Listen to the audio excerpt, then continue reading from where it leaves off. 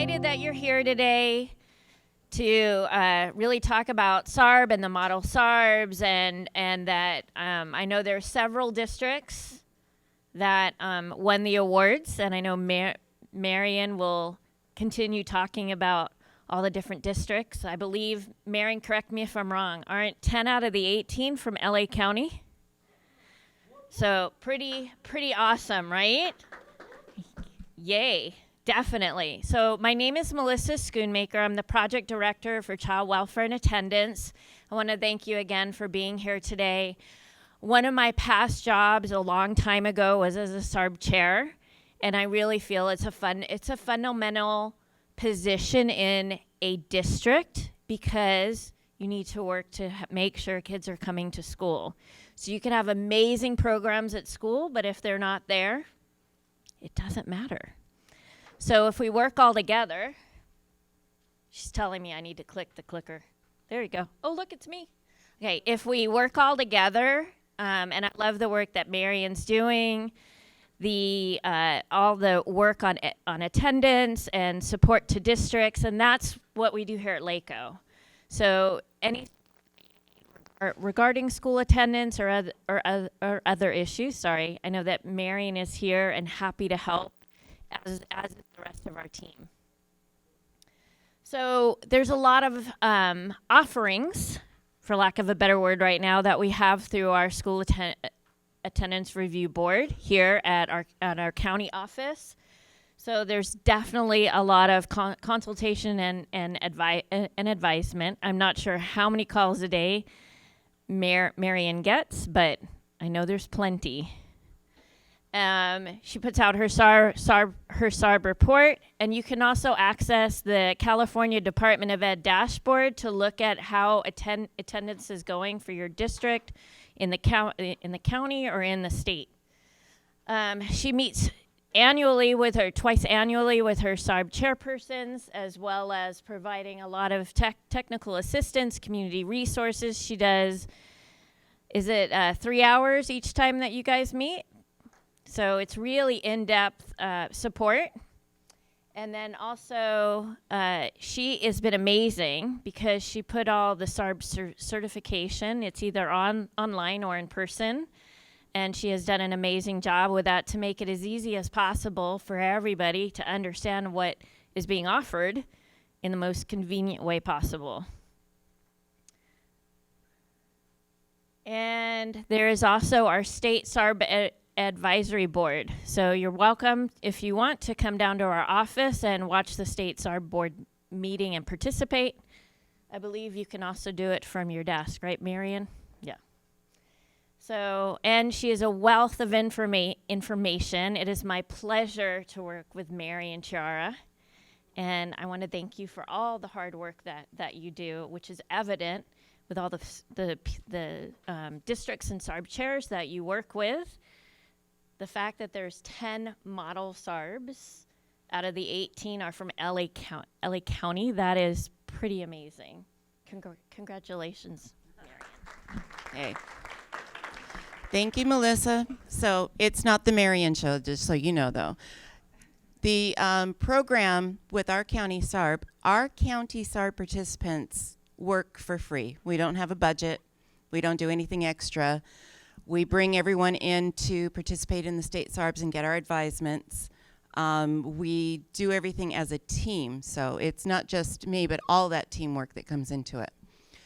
So today, we're honoring those who are model SARBs, but it's not just an honor. This is a part of their purpose. When you earn the model SARB, and this is why we're filming it as well, when you earn a model SARB, you're saying that you will represent your district and show what are the practices that you do that we can share out with others so that when they need to seek and find, how do I do this, how do I do that, who's already doing this exemplary practice, who do I go to? We have that list. In the packet that you have, and for those who are at home and will get this video later, you'll have a Dropbox. And in the Dropbox, it'll have the documents, the access to all of the SARB persons. It'll have the past earners for Model SARB because it's a 2-year program. So last year is still being persons, and this year. Some of them are repeat. You'll see that they've done this multiple times. So, in fact, most of our presenters today have done this more than once. Hacienda La Puente and Bellflower and Paramount, and of course the beach cities with 16, which is under Redondo, but they cover all 4 districts, and then they get the support from within. All of those different model SARBs present what are we doing that you might want to check in with us. We also have college students, some of our social and some of our PPS students who want to come and do observations, and they want to see a good program in place. So we'll send them. If they're living up near Glendale, we'll send them over to Glendale. If they're living down to the beach cities, we'll send them that direction. So this is a showcase. It's kind of like coming to the end of your dancing. You've been dancing all year long how to get them ready. Now it's your showcase to put on that show. Because we have so many, unfortunately, we have to limit their time for each section. So I'm not going to talk much more. I'm just going to give you a brief introduction and get them going. We have best practices that we want to have in place, and almost all of ours are doing every one of these items in creating the teamwork and working together. And then we have collaboration. How are they including parents? Are parents a part of their team? Are grandparents coming in to be a part of their team? And how do you get the parents engaged? Is there a parent education program, which is in some areas very strong, in other areas very weak? And when you have the parents on your side, instead of bringing them in as a threat, then what you have is teamwork. With the parent, bring kids to school. The bottom line question is, what can school staff do to help support the students? Really, the attendance is taken at the classroom level. And if the classroom is a positive environment, the kids will want to come. And you're going to hear from some of our students today at lunchtime. We have 14 honorees today. I know, that's a big wow. 5 of them are going to be invited to participate in videos, do the success stories that you've seen on our webpage. And so we want to acknowledge their work of turning it around through that Shirley Abrams SARB Turnaround Award as well. So, without further ado, it's all about you. You ready? All right. Mr. Anthony Breedy's working with Redondo Beach. Correct. And here's 16. Give her a go. Well, good morning. Thank you all for being here today. You're in attendance. That's a start, right? All right. So I know we have about maybe 40 individuals in the room right now, ballparking it, but in the virtual world, it's mind-blowing. We could have maybe 100, 1,000. People can look at this now live streaming, so no pressure. Now, I say that because I'm going first. So when we're speaking about attendance and attendance practices, we know that students need to come to school, and there are so many different layers to why they are not, right? And so that's the bottom line. That's the hard work for us as administrators, office officials, district office officials, but really sometimes the office staff as well, right? The secretary that has that bleeding heart, oh, you're late one more time, it's okay, honey, right? And those letters sometimes don't get generated to go out. I'm here to represent 4 districts in the South Bay. So we have Redondo Beach, which has about 10,000 students, Manhattan Beach, more than, I want to say, in around 2,000, Hermosa Beach, about 1,000, and then El Segundo, so, and that's about 2,000 as well. Okay, so about 1,600 16,000 students within our 4 districts. And as a consortium, I'm the SARB 16 chair. So there are some challenges that go with that, because it's not only one district, we have 4 districts, right, with different student information systems, et cetera, right? So there are some challenges and barriers there with trying to hold individuals accountable, right, for addressing attendance needs. One thing that's not on here that should be on here is that the barriers to attendance in this certain area, we see a variety, right? This is affluence. How could that be a barrier? Well, it is when they go out of town a lot, right? Or they're taking that next cruise, or they're going for an extended holiday, and that's not just that year, right? So they're going on 4 different cruises, etc. So when you have that type of issue, and maybe somebody in the office that doesn't have backbone to speak to that parent, because it's really not the kid's issue, right? It's a parent issue of, hey, you know what, maybe on the 185 days when you're not at school, that's when you should take the trip, right? Because you're really only in school 180 days. So that's definitely something that we have to target, especially within our area. The second thing is avoidance, right? I see a lot of families going to SARB when they really shouldn't have to come to SARB. All they've done is they've avoided a meeting, an intervention, right? A SART meeting, a second SART meeting, a third SART meeting. You're like, principals are like, what's going on? What can we do to try to get this individual just to come to school and say, look, your attendance is really impacting your daughter with special needs or whatever it might be, right? But the avoidance issue leads them down a certain path, which is difficult. If only we could have that school try to get them there, right? All right, so that's our area: El Segundo, Manhattan, Hermosa, and Redondo. As far as the SARB process and supports, the great thing about our process and supports is this is the key with 4 different districts. I have to lean heavily on SARB process, SARB protocol, right? Did a letter go out? Yes or no? First letter. Was there a SART meeting? Yes or no? How did it go? Right? And then was there a referral to SARB?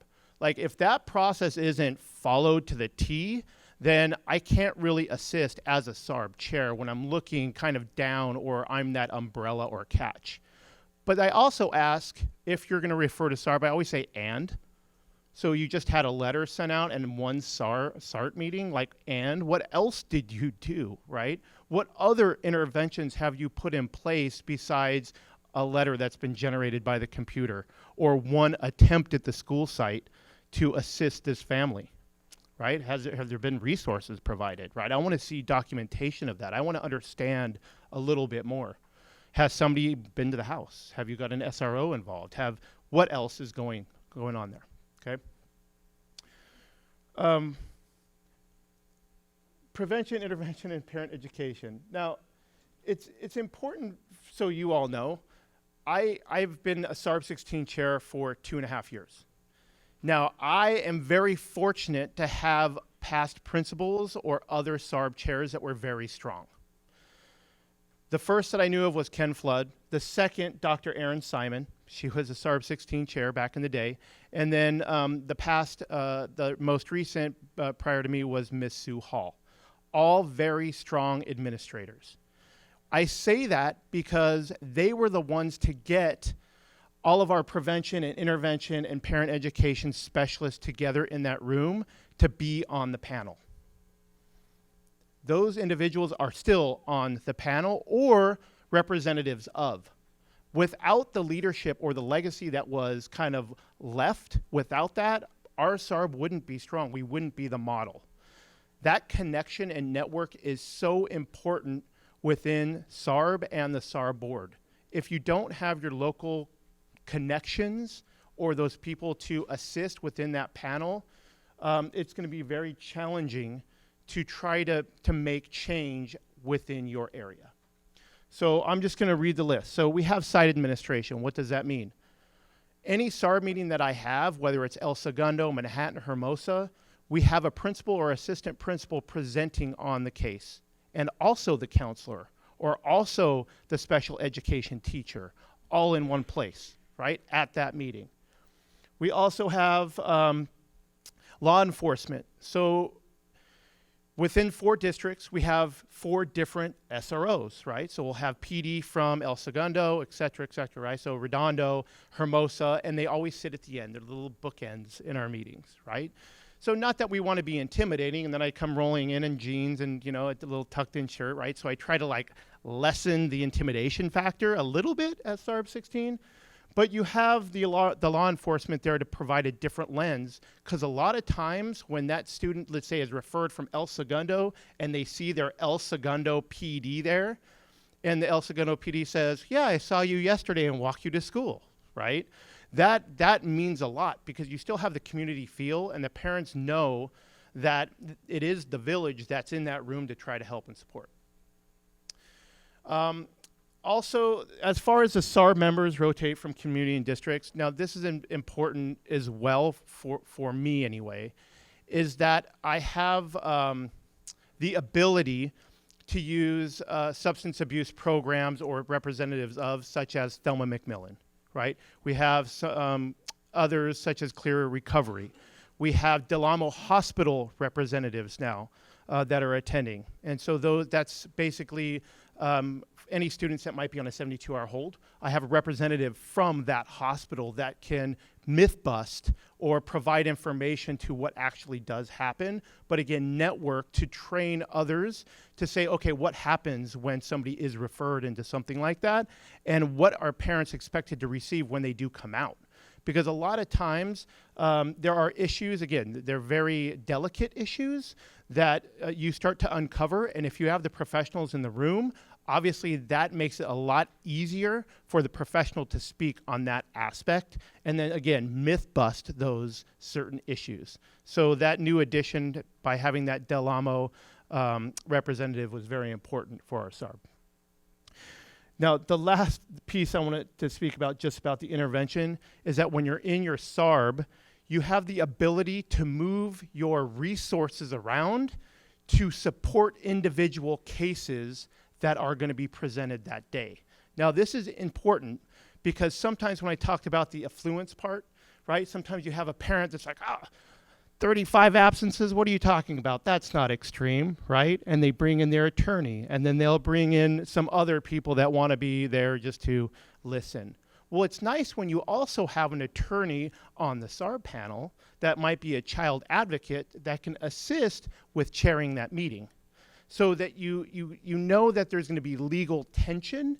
You might as well have the professional in there if you know and you have the ability to have that, so that they're on like kind of a level playing field, I guess you can say, right? So consider having a child advocate, because sometimes you're in those IEPs and you're on the other side of the table. It's nice when they're on your side of the table during a SARB meeting, right? Because you build that connection, you have that understanding of why that parent's coming to the table, why they're upset, and then again, you can have that dialogue in that frame. So as I spoke about what that is, we have 20 reliable members, but this is always a moving target, right? This is voluntary. So at any given Friday, so every other Friday, we hold our SARB meetings. And when we have our volunteers come in, of course, we try our best to set them up. Who's coming, who's going to be here to support us, but things happen, right? So we have to make sure that within our two rooms that we're presenting, we normally hold about, on average, 6 cases, 3 for one room and 3 for the other simultaneously. I do my best as the chair to step away and put our volunteer professionals in practice so I can bounce between both rooms and I can figure out where we need to provide those resources. And if I need to chime in to provide additional support or a professional or resources, I can do so. So again, I can be strategic on how I want to place those professionals in the room, again, according to need, right? So sometimes you have to play your experienced professionals that can chair those rooms. All right. SARB 16, again, is something that is dear to me. This is something in my other world, I'm not just a SARB 16 chair, I am a principal of alternative education. So I started not only in Redondo Beach as a teacher, I became assistant principal at the middle school level, assistant principal at the high school level, and now principal of alt ed, right? So I've seen kind of the flavor that's out there of what parents are and what students are and what they try to get away with, right? And I'm not saying that parents are trying to be savvy, but what are parents trying to do so that they're not called out, right? And so what I find is the most challenging are elementary parents. And this is in our SARB 16, and what I'm trying to do is really focus on our elementary students so that they can start having better habits in their early years so that those good habits then are instilled in middle and then high school and they can graduate, right? That's the bottom line. It's easy to have a SARB meeting with a teenager. It's really easy because you just say, you know what, why don't you come to school? And the teenager, you hold the teenager accountable, right? That's a little bit easy in our job, but when you're starting to hold parents accountable at the elementary school, right? When their parents took a cruise, for 5 weeks that year, or whatever the case might be, that becomes challenging. So I would say, just to end of my SARB 16 presentation, is that the most important thing before anybody is referred to SARB is to make sure that every school site has a go-to that has backbone. Because if those tough conversations aren't happening at the school site, and they're expecting, let's say, the SARB chair to do it, who is me, that's hard, right? So how do we get a way that either the site principal, the site assistant principal, and even your office staff can make sure they say, you know what? You've missed a lot of days this first month. Is everything okay? Right? That quick check-in, and then refer to, let's say, the principal. Because if that doesn't happen, it becomes very difficult if it's just a paper trail of letters. So again, having the backbone is the most important to address any situations, no matter how sensitive, especially at the school site. Because if those resources are provided immediately, right, in a delicate situation, why wait till SARB 6 months later when it's probably festered into a bigger issue, right? All right, so thank you very much for your time. That is SARB 16.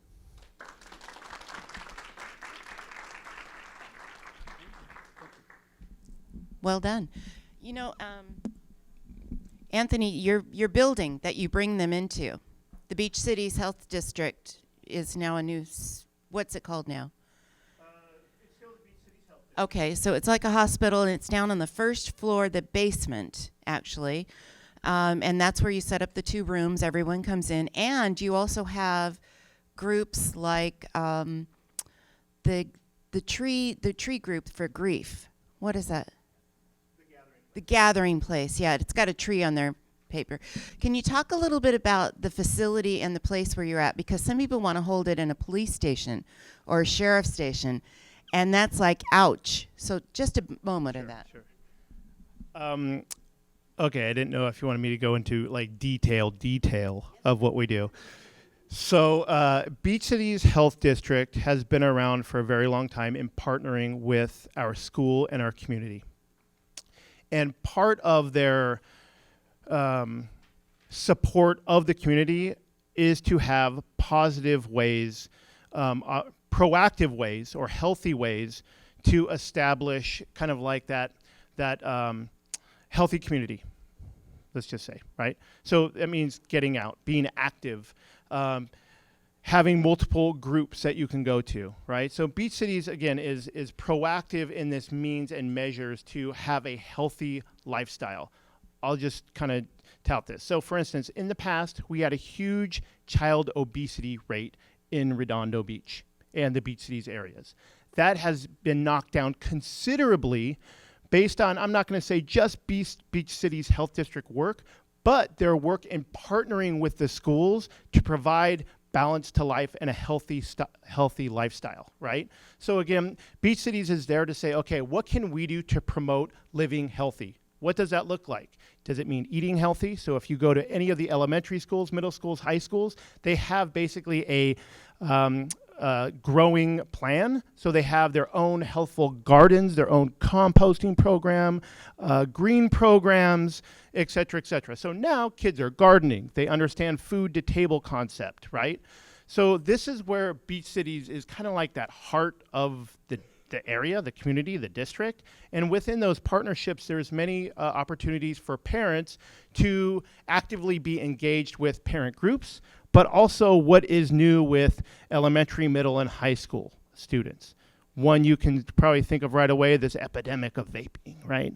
So currently, there's so many different talks and professionals that Beach Cities Health District is partnering with South Bay Children's Health Center as well. So there's all these available events that Beach Cities Health District is part of. Okay, I framed it that way because now you know when parents are going to Beach Cities Health District for a SARB meeting, they know it's a place of, let's say, wellness, right? They know it's a place where people are coming to either get better or to work out. They have a whole area where there's a gym, but it's that place, it's the heart of the community where people are going to feel better about themselves. That's the hope. We have our SARB meetings in the basement there, so they actually provide that free of charge for us. And it's a large area. I would say one room is probably where all these tables are. That's one room. The other room is about half that size. And they're welcomed at the beginning. There's volunteers at the top. They go down the elevator, and then there's the whole welcoming with Diane MacArthur or myself, and then they're presented that way. Within that environment of the Beach Cities Health District, again, it's all about that feeling. It's about the environment.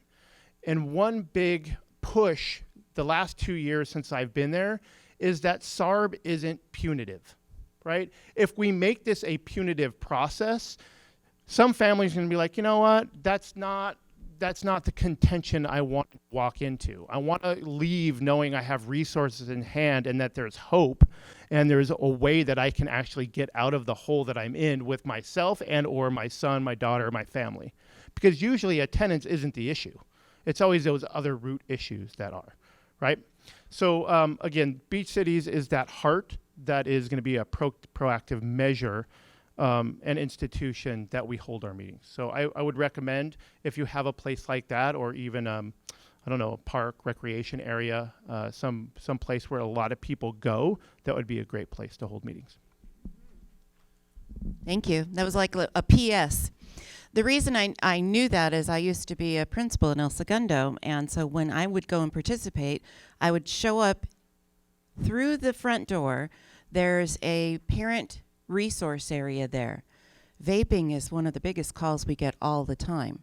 And then, of course, we're working heavily with the suicide prevention and the counseling services, because that's where our students are. They're learning from each other, not from adults oftentimes, or they're on their phones, they're on their tablets, they're on whatever they're doing, which is terrible because tablets, what I'm giving away is a gift. I'm just encouraging more of that. But what's happening is we want them to have other resources outside of each other or the internet. You know, just because it said it there doesn't mean it's the only way. So thank you for that. I appreciate that.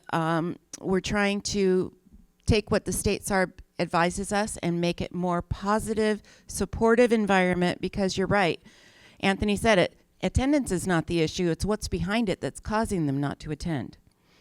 The new legislation on home hospital mixed with classroom time is what helps us to get those students that are anxious, that are not coming to school, an opportunity to be home and at school, not one or the other. So they can start out, well, they're starting out at 5 days at home and they're not coming to school at all. Okay, we'll do 4 and 1, 3 and 2, 2 and 3, until we get them full-time back at school.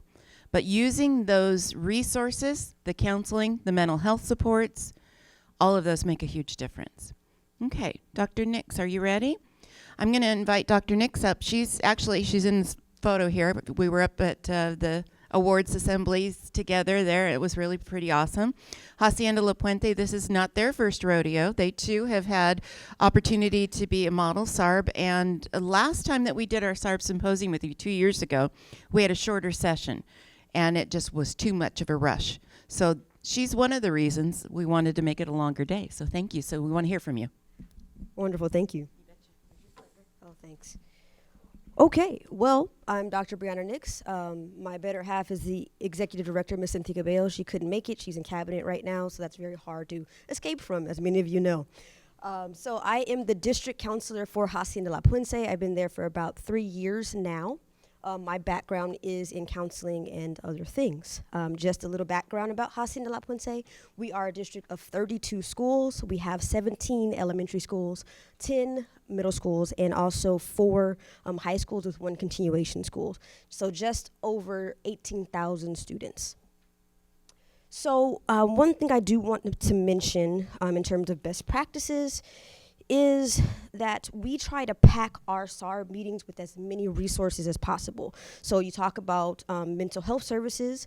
We have at least 2 or 3 of them sitting at the table with us. We do have school, police, and safety sitting at the table. We have our district attorney representative there, also probation. And one thing that I know a lot of you want to have but maybe can't have is we have a parent representative there, and he does ask many questions as a parent perspective, which is great because if you have a lot of people saying, hey, what's going on, or this is wrong, if you're more of a punitive style, the parent rep can bring it back down and turn over that perspective and say, you know, as a parent, what can you really do, or what did you think about, or what's going on at home? And he's really great with a lot of our parents. And sometimes he can actually speak the language. He speaks Spanish, so he can communicate in that language if necessary. We do have a high rate of poverty, so very different than the beach cities. So I like coming after you. Thank you. So we have about 73% and a high poverty rate, and with the high poverty rate comes with transportation issues. It comes with insurance issues, so a lack of health insurance, a lack of ability to pay for those mental health services. So when we have a MOU with a lot of the mental health facilities, we can say, you know what? If you have Medi-Cal or whatever you have, we can connect you right away. Don't leave this office without having that referral for Foothill Family Services or Spirit Family Services. That's who we use. And because we've implemented having mental health services at the table, we noticed that 1 in 4 of our students were being referred right away to counseling services. So, and we see about 35 cases a year. So 1 in 4, that's a lot of mental health.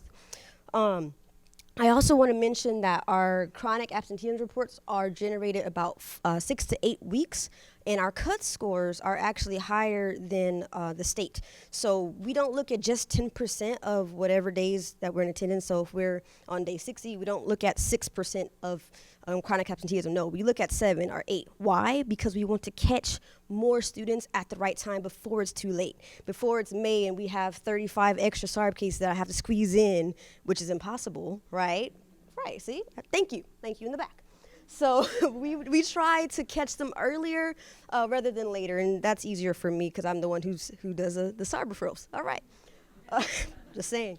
So with our parent engagement in education, we teach our parents about the importance of attending every day on school, every day at school on time. We have September Awareness Month for attendance. We also just started parent info sessions, and boy, were they angry at first because they're like, why do we have this letter? I've been doing everything, got my doctor's notes, and we're like, hey, this is just education for you. We hope that you continue doing everything you need to do for attendance, but just in case you didn't know, we do need your doctor's notes. We do have chronic verification of illness form. We do have different resources and everything that you need, but we just want to make sure you knew that information. So that's something that we're going to continue doing, and a lot of parents, after we told them why we called them to the district office to have that info session, said, oh, we get it now. Thank you. Thank you so much for that info.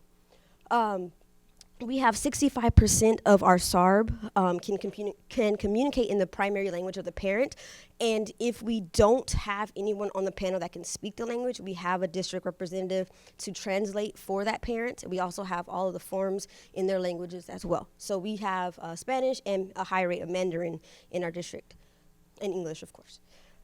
So in terms of our parent partnerships, we have a culturally responsive and diverse community. We have our letters, our phone calls, all of those things, of course going home in their primary language, because if we tell them something in English that they don't understand, then that's on us. It's actually against the law.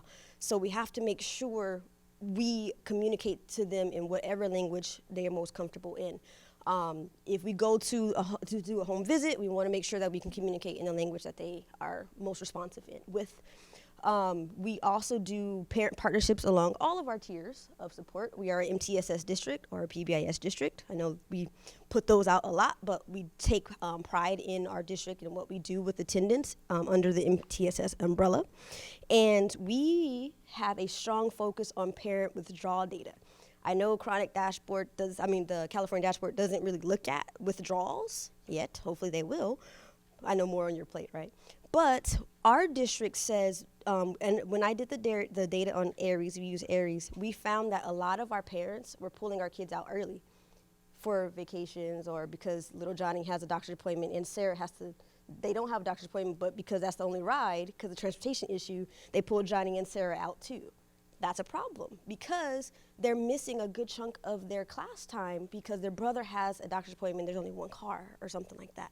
So after the focus of parent withdrawal data, a lot of my student support TOSAs were mad at me because I said, no, this is a part of your chronic absenteeism. And they say, Dr. Nicks, no, it's not. I said, but it is because they're missing school when they should be there and they don't have a valid excuse.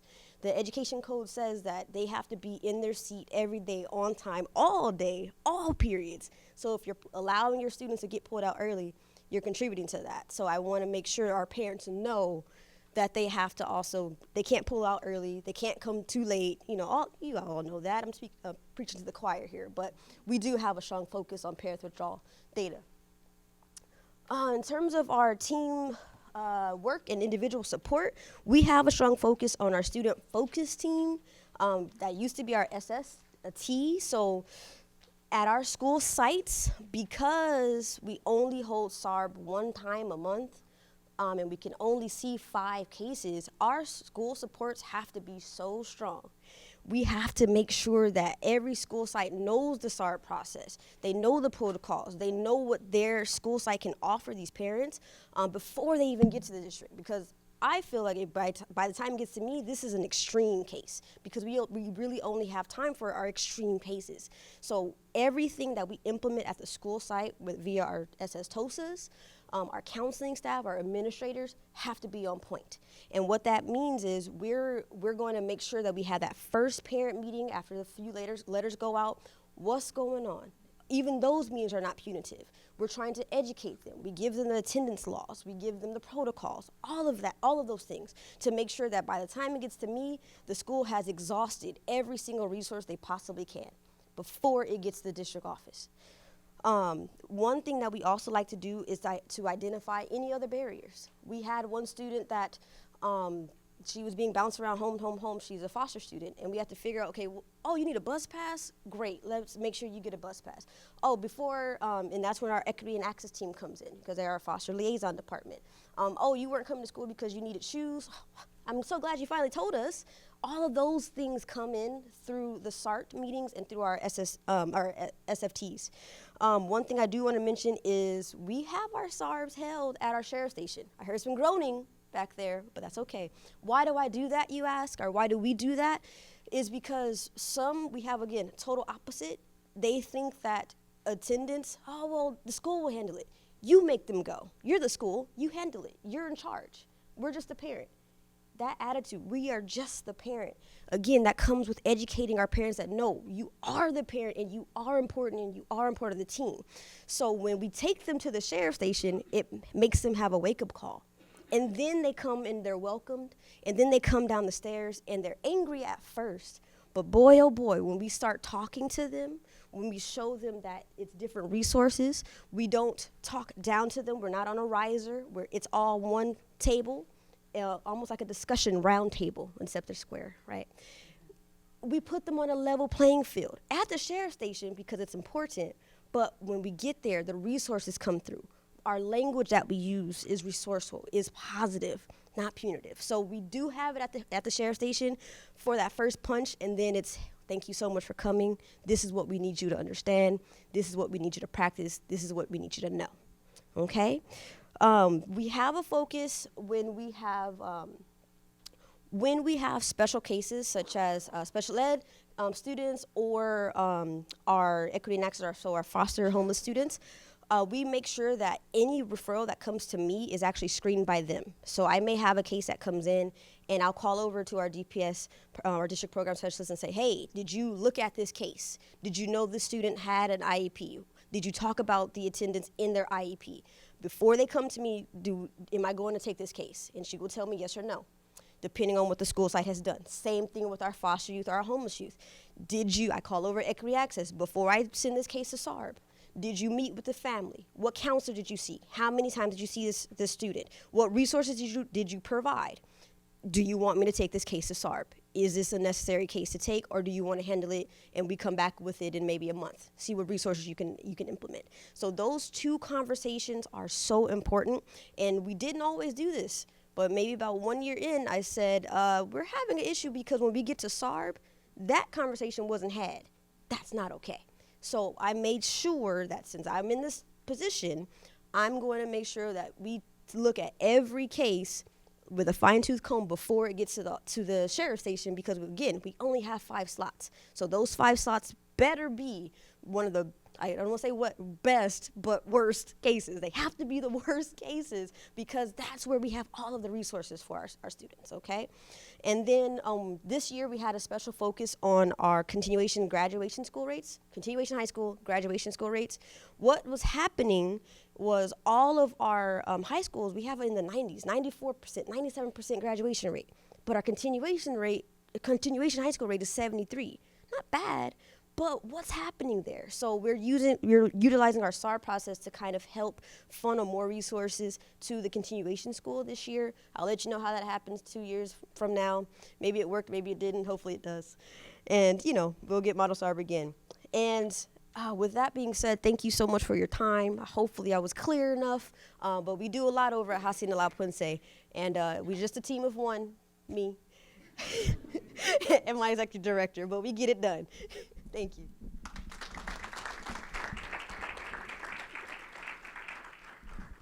Dr. Nicks is really animated, huh? Thank you, Brianna. Don't go away. I have questions for you now. See, this is what we do. It's what we do, how we do it. So you hold it at the sheriff's office because that's your wake-up call. Okay, so that's different, because if you held it at the sheriff's office with your crew, that would be litigious. Yeah, they would be so you know your communities. And this is about community, right? We prefer not to, but sometimes you gotta. And this is an I gotta spot. So let's talk about the mental health for just a second, because if 1 in 4 are getting referred to mental health, what have been the barriers to mental health before? Is it the mindset that there's a problem with there's nothing wrong with my child, she doesn't need to go to counseling? Or is there also some of the things about counseling is not available because of costs?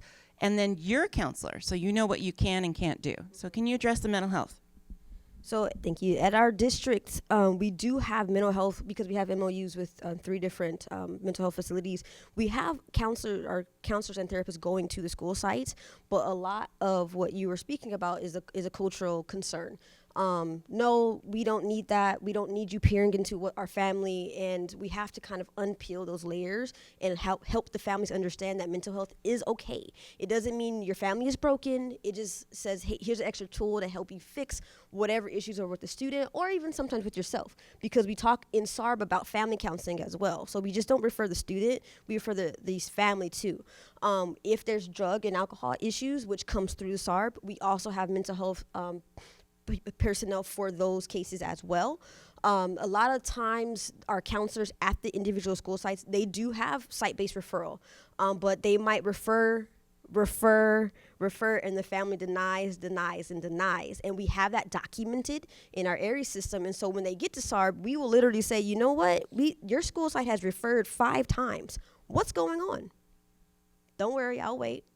And they have to tell us why they refused counseling services for their child who clearly needs it. That's fun. So we actually make it, I'll say somewhat mandatory for them to actually go. We'll say, you know what, we understand that maybe you don't like it, maybe you don't want to go, but child, go and sit and not say anything, and maybe you'll open up, because we can see that there's an issue and a concern in your family. Here's the resources, please don't let it pass you by. And whatever is going on at the school site where you keep refusing, the executive director and all of us were telling you, you have to at least go try. And we have more of a success rate when we have them go try from the SARB meeting. Thank you so much, Brianna.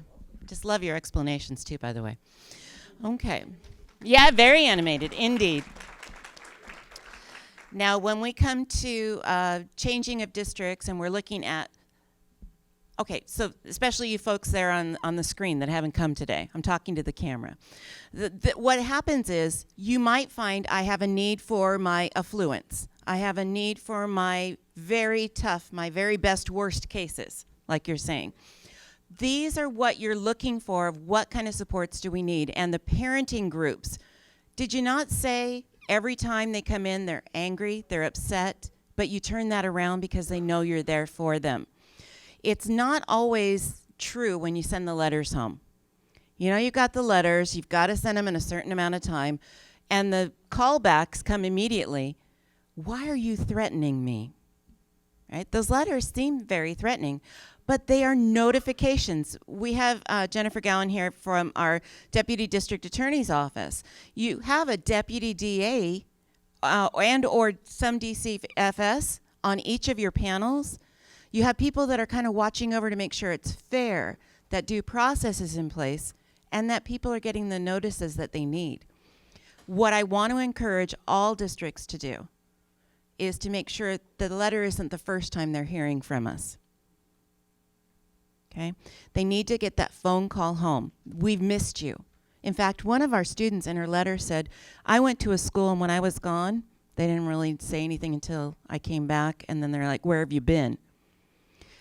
Then she changed schools. She's one of our award winners. We'll see her later. She said, when I was gone and I came back, they said, we missed you. We're so glad you're here. It was probably one of the only heartfelt things that she had. And you talked about foster and homeless. A big deal of legislation went through for them to get transportation because we knew that was needed. They didn't know to ask. The kids obviously didn't know to ask. Sometimes even the group homes, they have vans or what have you. They don't have a way to always work with it when it comes around. So our special needs students too. That's one of the other reasons that Hacienda La Puente is really strong, is that they have a way to address those special needs outside of just what's in the head and what's going on. Okay, so let's move on to our next fabulous district. Our next award winners, Dr. Heron's going to come up and introduce his team from 20B. This is a dual process, and Terry Gendro, who's also part of our key go-getter gal. She's a retiree from the Bellflower, but Bellflower and the Paramount School Districts work together in partnership, kind of like the Beach Cities with 4. This is 2 districts that come together. But Terry will also come out to your district and will help you with setting up any of these smaller things that you need to pull together because you either hadn't thought of it or didn't know how to get it started. She's a go-getter kind of gal, so thank you, Terry, for that. Dr. Heron, you ready? Yes, sir, Mr. Sepulveda. Go get him. Here you go. Your clicker for a moment. You got it. Hello, everyone. So my name is Dr. Heron. This is Mr. Sepulveda. We run, we are SARB 20B, so we can get it started. We both chair part of the Bellflower Unified School District, and he's Paramount Unified School District.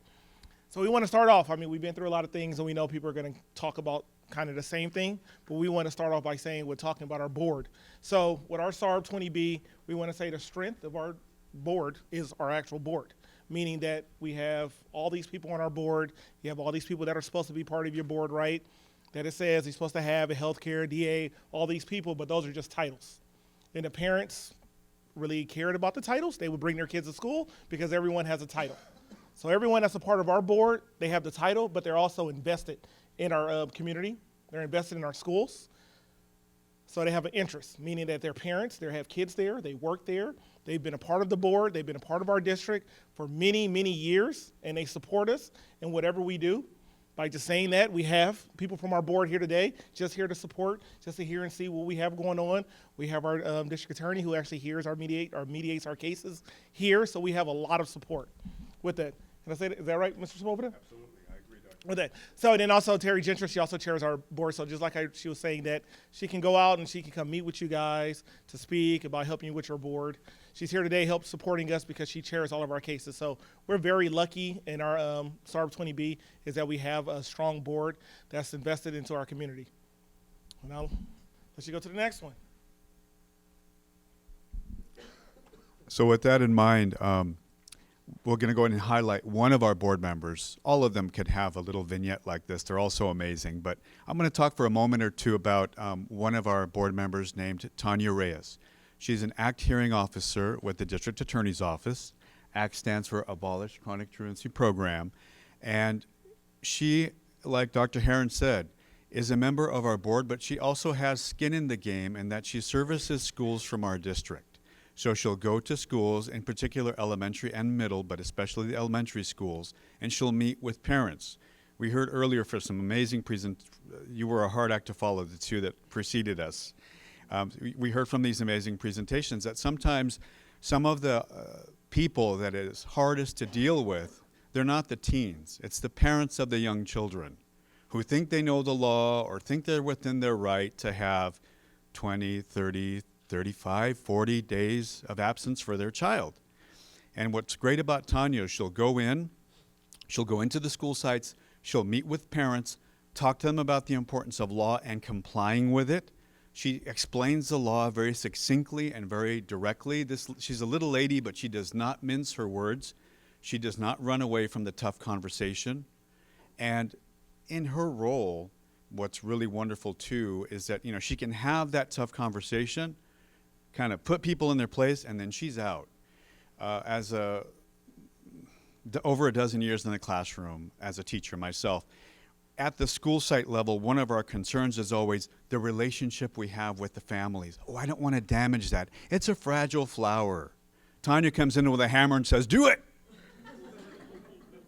Drops the mic and then moonwalks out. She has that ability and that authority because she's with the district attorney's office. That is something that we don't have. We heard also earlier mentioned about the letters. Schools, and I've seen multiple ones because part of my role with my district in Paramount is to facilitate this process. And so schools, sometimes we have the letters going out. We have our regular one that's generated through our Synergy as one of our that we run the letters through. But schools will also make custom-made letters, with a beautiful school logo. But nothing says important like Los Angeles County District Attorney's Office, right? That gets everyone's attention. That gets parents through the door that might normally never show up to a school site for any meeting, not even back to school night or open house. But they see DA on the top, they're going to come through. So, again, this lady, what she brings to us, not only amazing support on Tuesdays, our boards meet on Tuesdays, and we do meet at a formal setting. We meet at the Bellflower Courthouse, so we're indebted to Bellflower, the city of Bellflower, for allowing us to use that facility. And it does bring a formality to the meeting. And like I heard earlier, Dr. Nicks sharing that, they got to walk up an elevator. They walk through a metal detector. There's deputies downstairs who carry sidearms. They take the elevator up and just for effect, just for touch, as if I had done it myself, right before the conference room they meet, there's a big sign that says Public Defender and then an arrow.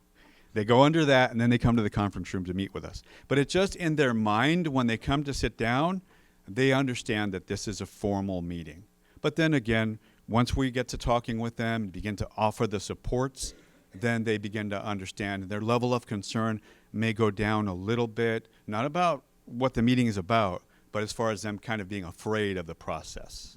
So we're indebted to people like Tanya Reyes who come in, know the importance of what they're doing, and have skin in the game because they service our district. She's school to school, working with families. And so I think if you can, you yourselves, invest in people on your board who you don't just see there, but who also have skin in the game in your district, know administrators, know some of the kids, you're going to have quite an outcome. Dr. Heron? Perfect. Now I'm going to ask everyone to look in your little packet. You have a little form. So this is a little cheat sheet, but this is our formalized process that we use. And we have a little tier system. So this is something that we use that definitely in Bellflower. So Bellflower, we have a thing called A2A. So that's attention to attendance. So those of you who do not have it, get it, because they send out all the letters. Our letters go out every week. And if you do use it, tell them that Bellflower sent you, because then I get a referral fee. But with that being in, but we use A2A. They use the ACT program. But with that, so our A2A. So how we start off with is student misses 3 absences, they have an attendance meeting. In that attendance meeting, you meet with the counselor, you meet with the assistant principal or the principal, and that is just to talk about what is going on. You missed 3 days. These are the laws about what goes with attendance, but what is going on? Did you know that you can only miss 3 days of school? So it opens up that conversation, because we always want to have the parent and the school to have that conversation, because the purpose is build that relationship, get that understanding. The next step we have is you have the Cert meeting. So in Bellflower, I'm the CWA coordinator for Bellflower, and I run all of the Cert meetings for the entire district. So I meet with every single family about attendance when we get to that step. And when they send in that Cert referral, my first question is, have you met with the family? Did you have an A2A meeting, is which That's our name for it. But did you have an ATA meeting? Did you meet? Did you have a conversation? What's going on? Did you have another meeting? Because I want to know, have you talked to the family? Because the worst thing is walking into a Cert meeting and everybody's introducing to everybody, and you're like, well, nobody knows who anybody is. It's kind of no point for me to be here because you guys haven't had that first initial conversation. And then the next step is a SARB. So with us, with me and having this formalized process, is that we have it for all students. No student is off the hook. So every single student, A2A meeting, we're talking about all our SPED students, all of our at-risk students, all of our alternative ed students, even our 18-year-old students, even our seniors who know that, you know what, I don't have to go to school, this doesn't really apply to me, I'm done. We still want to have this process. We still want to have meetings. We still want to have that, get that understanding, build that relationship, talk about it, because this could be something that you can work out. Another thing that you guys can see on there is our home calls. So in our district, I also do all the home calls. We want to go to the house. I mean, that's an old school way of thinking, is actually going to people's houses and having a conversation with them about not going to school. But it works great for middle school students, and it works great for high school students. You'll be surprised when you knock on someone's door and the high school student opens the door and you tell them that they need to go to school, and you're going to wait for them so they can walk out and go to school. And it just helps build that relationship. They know you care. They know if you're coming to my house, you at least care. This isn't part of your job. You care that you at least have some kind of investment in myself. And then going into our SARB process, which we says on there is 10 absences, but our school districts, our schools know between 7 and 9, meaning you have kids, give 9 absences, first month of school, please send a SARB referral, because we don't have to SARB you. And like Mr. Sepulveda says, we have our SARB meetings every Tuesday. So we have it monthly. Every single Tuesday we have SARB, so we can SARB you at any time. We know it takes 2 weeks to have that letter out, but I will hand deliver the letter to you so we can get the process going a little bit faster. But with our with having our SARB meetings, is that SARB referral. That means that's initial understanding from my office to know that somebody is not attending school, so someone needs to give this family a call. Someone needs to find out what's going on with this family, why this kid, why these students are not going to school, so we can help. That's the sole purpose of it, correct? Is to provide interventions. And we're talking about our location and having that Bellflower Courthouse. I know I had a conversation when I first started. It was like, well, how come we have it at the courthouse? This is kind of intimidating. The whole purpose of it is for us to build relationships. We want them to feel comfortable. But no, that's our formalized process. We want our families, when they get there, to understand that this is serious. When we come to this building, that this is serious, because we're going to meet with you 3-4 times before we get here. And we always say, and the same thing they say at Paramount is, we do not want your kid to go to SARB. Our goal is for your kid not to come to SARB. And I didn't have I meant to look up the number from our previous years of how many students that are not going to SARB. How many kids are just going to SARB and the process is stopping. And with our SART and SARB, definitely our SARTs, is we monitor, we do 30, 60, 90-day progress reports. We follow up. You know, a kid misses 9 days of school. We have a SART meeting, 60 days go by, the kid misses 2 days. In 60 days, we give the kid a call, remind him, like, hey, we're still monitoring your attendance. You still have to go to school, so we don't have to send you to SARB because we can address it right there. And leading into our the end, which are follow-ups, and I'll let Mr. Sepulveda cover that. So as you all know, as SARB members yourselves, there's a lot of detail and attention to so many things, but it's that communication with the parent. You know, these are scheduled meetings. You have people on your board who you work with and respect, and you know they're investing their time to be at SARB. It's not very effective if the parent doesn't show up to SARB. So a lot of time and effort and resources, as all of you know, go into getting the parent there for that important intervention. But the way we see it, the review or follow-up is also a very important tool. And so again, we're very diligent. We have people seated here. Thank you, Anna. Shout out to Anna Naveja. It's really at following up and making sure that parents are there. Because if you look at it, the attendance review is a tool. It really is a tool. From the they were at SARB and some of their needs became apparent to the board, well, we put some interventions in place, some supports in place. Well, this is our opportunity to check and make sure that the supports are working. Or maybe the parent didn't start and we need to encourage them again. Hey, we referred you to 1020 Club for some counseling. We know Daryl Jackson is a member of our board, and he'll tell us right off the bat, oh no, they haven't come yet. So we can, you know, encourage them again or give them another brochure. Some of the people coming to see us at SARB are not some of the most organized people in the world. They'll get papers that day, and by the time it gets to the car and to home, it's gone. Oh, no brochure, I'm not going to make the call. 30 days later, we ask, you know, we put these things in place. Are you doing them? It's our opportunity to follow up and see if the supports, if they're participating in them, and then are they working? Do we need to change? Maybe this counseling wasn't so great for you, but we have another, right? Also, this is a time for us to really be affirmative and really be supportive and really recognize those kids who have made progress, who have I can't tell you how many times I've seen a 16 and 17-year-old kid with a mustache and beard, you know, with more growth than I have. We give them a certificate and you know, their face lights up. You know, older kids like to be recognized.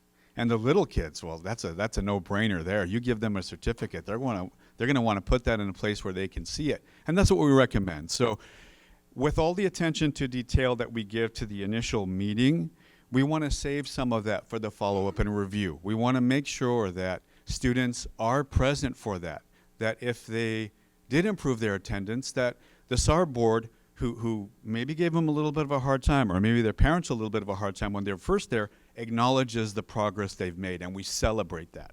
So we want to use it twofold, to celebrate the successes and to kind of do a gut check, a spot check.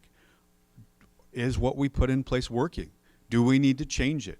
Do you need to go? We referred you to 3 different agencies, and you haven't gone to any.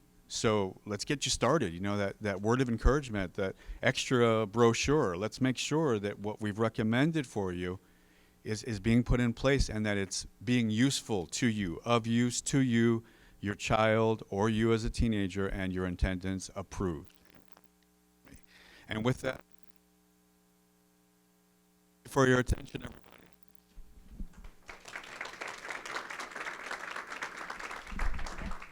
Don't go. You know I always have follow-up.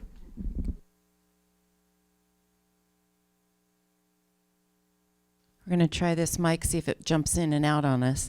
Do you use this, Dr. Sepulveda, at yours? Mr. Perigin. Oh, well, you just got your free doctorate.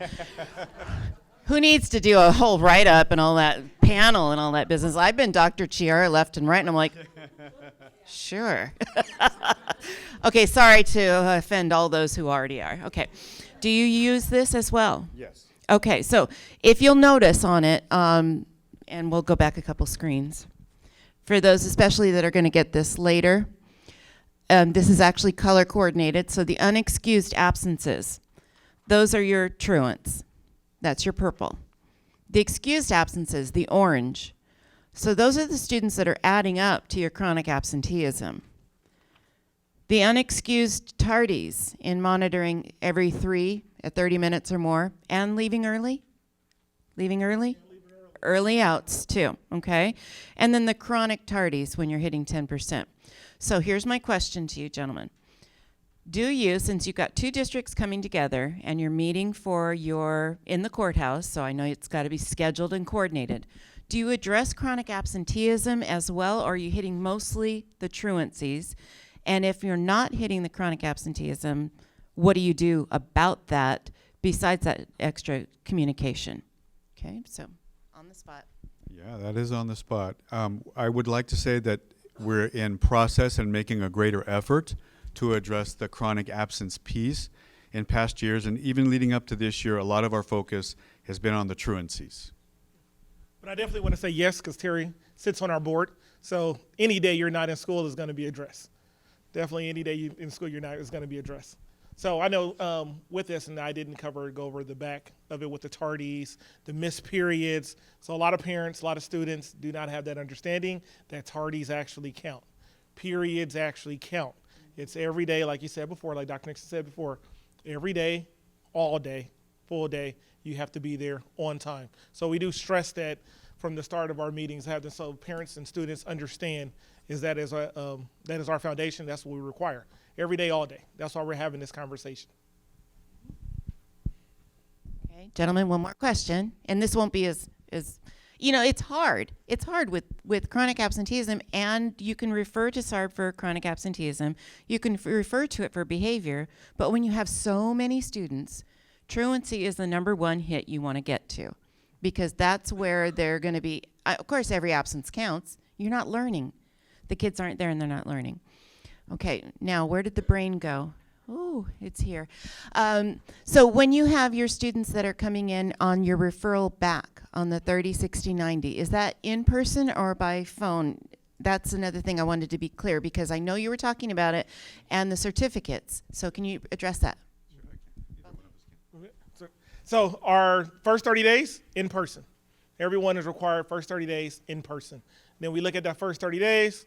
You're doing great. Maybe you had one absence. It was an excuse. Of course, you're supposed to bring a doctor's note, but you didn't take your child to the doctor, of course, because Kaiser is going to take your child for a fever unless they have it for 3 days. So it's understandable. Good to go. 60-day, we do it by paper. So we go the first 30 days and it's not going so well, but you don't have the numbers to send a mediation, then we ask you to come back in again so we can continue to have that conversation. We asked you to, we sent the referral in for maybe to go to 1020 Club or to Shortstop, was our criminal prevention program. You didn't go, so we meet again to kind of have that conversation, like, we need you to take your child, we need you to send a referral, we need you to sign up, so yes, we can ask you to come back twice in a row. And then sometimes we had a 30-day, it's in person. 60-day, you're doing great. So we ask for paper. And then at 90-day, we notice things aren't going well. We will ask you to come back. So we do both. So either in paper or in person. But the first 30 days is always in person. We want you to come. You want to add anything? I just said always a live review on the 30-day. Gotcha. Okay. Thank you, gentlemen. Great job. Thank you so, so much. Our next section is going to be from another one of our model SARBs from Alhambra. We did have a partnership, but Mr. Ma wasn't able to make it today, so I'm going to be introducing to you our presenter in just a moment. I wanted you to know what's happening again with the flow of today's agenda and how it's going. What we're doing is we're recognizing the model SARBs. We are acknowledging what they're doing that may be unique due to their community, to what their community has to offer. It's not just how do you get onto 211 and see what services are there, but making it personalized. Just like with Mr. Sepulveda and Dr. Heron, when you look at who's on that bus driving it and getting you there. So we're making sure the right people are in place. Also, some of our kids, and especially in our low-income districts and communities, sometimes that's the only place they get their breakfast and lunch. So later today, you're also going to hear from our LACOE nutrition coordinator, and she's going to share with you how we feed our kids. I used to say, feed the adults, feed the teachers, and they don't eat the children. That's good too, because you want them to be positive with the kids at home. But also, we need to feed our kids. I mean, a hungry stomach, kids who don't have their glasses, kids that don't have a ride to get in. If we can help take all that off and make it an even playing field for them, then we can address their needs. And mental health is not just for the students. So just like they were saying with the family groups, and I can imagine that in different cultures, a family counseling would be the last thing they would choose. But it might be the first thing that they need on how to address in this school environment, how do we meet our students' needs? How do we make sure our children are well cared for? And heavily involved with the mental health and the programs is our Alhambra Unified School District. So without further ado, I'm going to introduce Mr. Jim Schofield, who's going to share with us the program from Alhambra. Thank you, Jim. All right. And thank you very much. I'm glad we had a break after those 3 very dynamic presenters this morning, so it takes a little of the pressure off. Mr. Moss sends his best regards, and he cannot be here today. Obviously, neither of these gentlemen in the picture are me, so we'll just continue on. And we'll take a look at the, our attendance overall dipped slightly last year, but with basic attendance, as you know, I mean, there's so much that can affect small percentage changes. If it's a heavy flu season or rainy season, etc. But our chronic absentee rate is what we're proud of in the fact that it dropped 3%. And we can attribute that to a lot of different factors, a lot more communication from the school sites home. Our attendance office managers really crushing it and making sure that they're in communications with home regarding absences. We've made some modifications on our electronic Power School system. And our data department loves this because we're always going to them and say, hey, could you add this or could you add that? And so when you go to a student's information page now, when any of the administrators, counselors, attendance office, anybody with administrative access, at the top of the page is, or could be, hopefully not, any of these icons, but the truancy letter 1, letter 2, SART, and then this little icon means that the student has already been to SARB. And so it creates a visual reminder to whoever's looking at the page, hey, here's a student whose attendance has been an issue. Let's go ahead and take a look at attendance so we can have that attendance conversation as well as whatever we're talking to the student about at that particular moment. So it puts it in the forefront. Another thing that we did this year, rather than asking the attendance office managers, the counselors to have to go in and run attendance reports and then go through and scour the attendance reports, we've asked our data department to create a way of saying, here's a list of 32 students who qualify to have truancy letter 1 sent out. And then the counselor can go in, or the attendance office manager can go in, and they can send, and once they send that letter, it jumps over here to this column. And so what that does, maybe there's a student who was out, we knew there were some extenuating circumstances, so we're not necessarily going to go full bore down the, barreling towards SART right away. So it gives a chance for the counselor to go in and say, yeah, we need to send out that first truancy letter. Same thing for the second truancy letter. Then we get into SART. So the school had no SARTs pending, and it had one SARB that it had held, and that students had additional absences since, at least 3 unexcused since, and now they're pending a SARB. And so when they click on the number, like they click on 32, it gives an immediate list of the students, and it shows how many periods they've been absent for each period. So you get that instant attendance look at the student, and you can generate a lot of quick conversations. And it's nice on our end, too, to go through periodically from time to time and, give a call and say, hey, I know she got 32 students pending that truancy letter 1.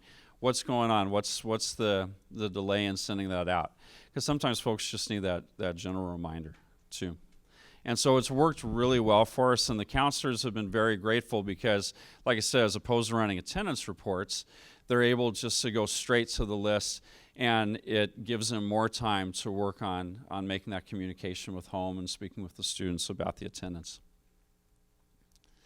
And then challenges. So many of you have eloquently this morning talked about the challenges that are faced. And Alhambra Unified, we serve Alhambra, Monterey Park, most of Monterey Park, and then we serve a small, tiny part of San Gabriel community, and then we also serve about 70% of the kids who go to high school in the city of Rosemead come to either San Gabriel or Mark Keppel High School. And so this is always an interesting step as well.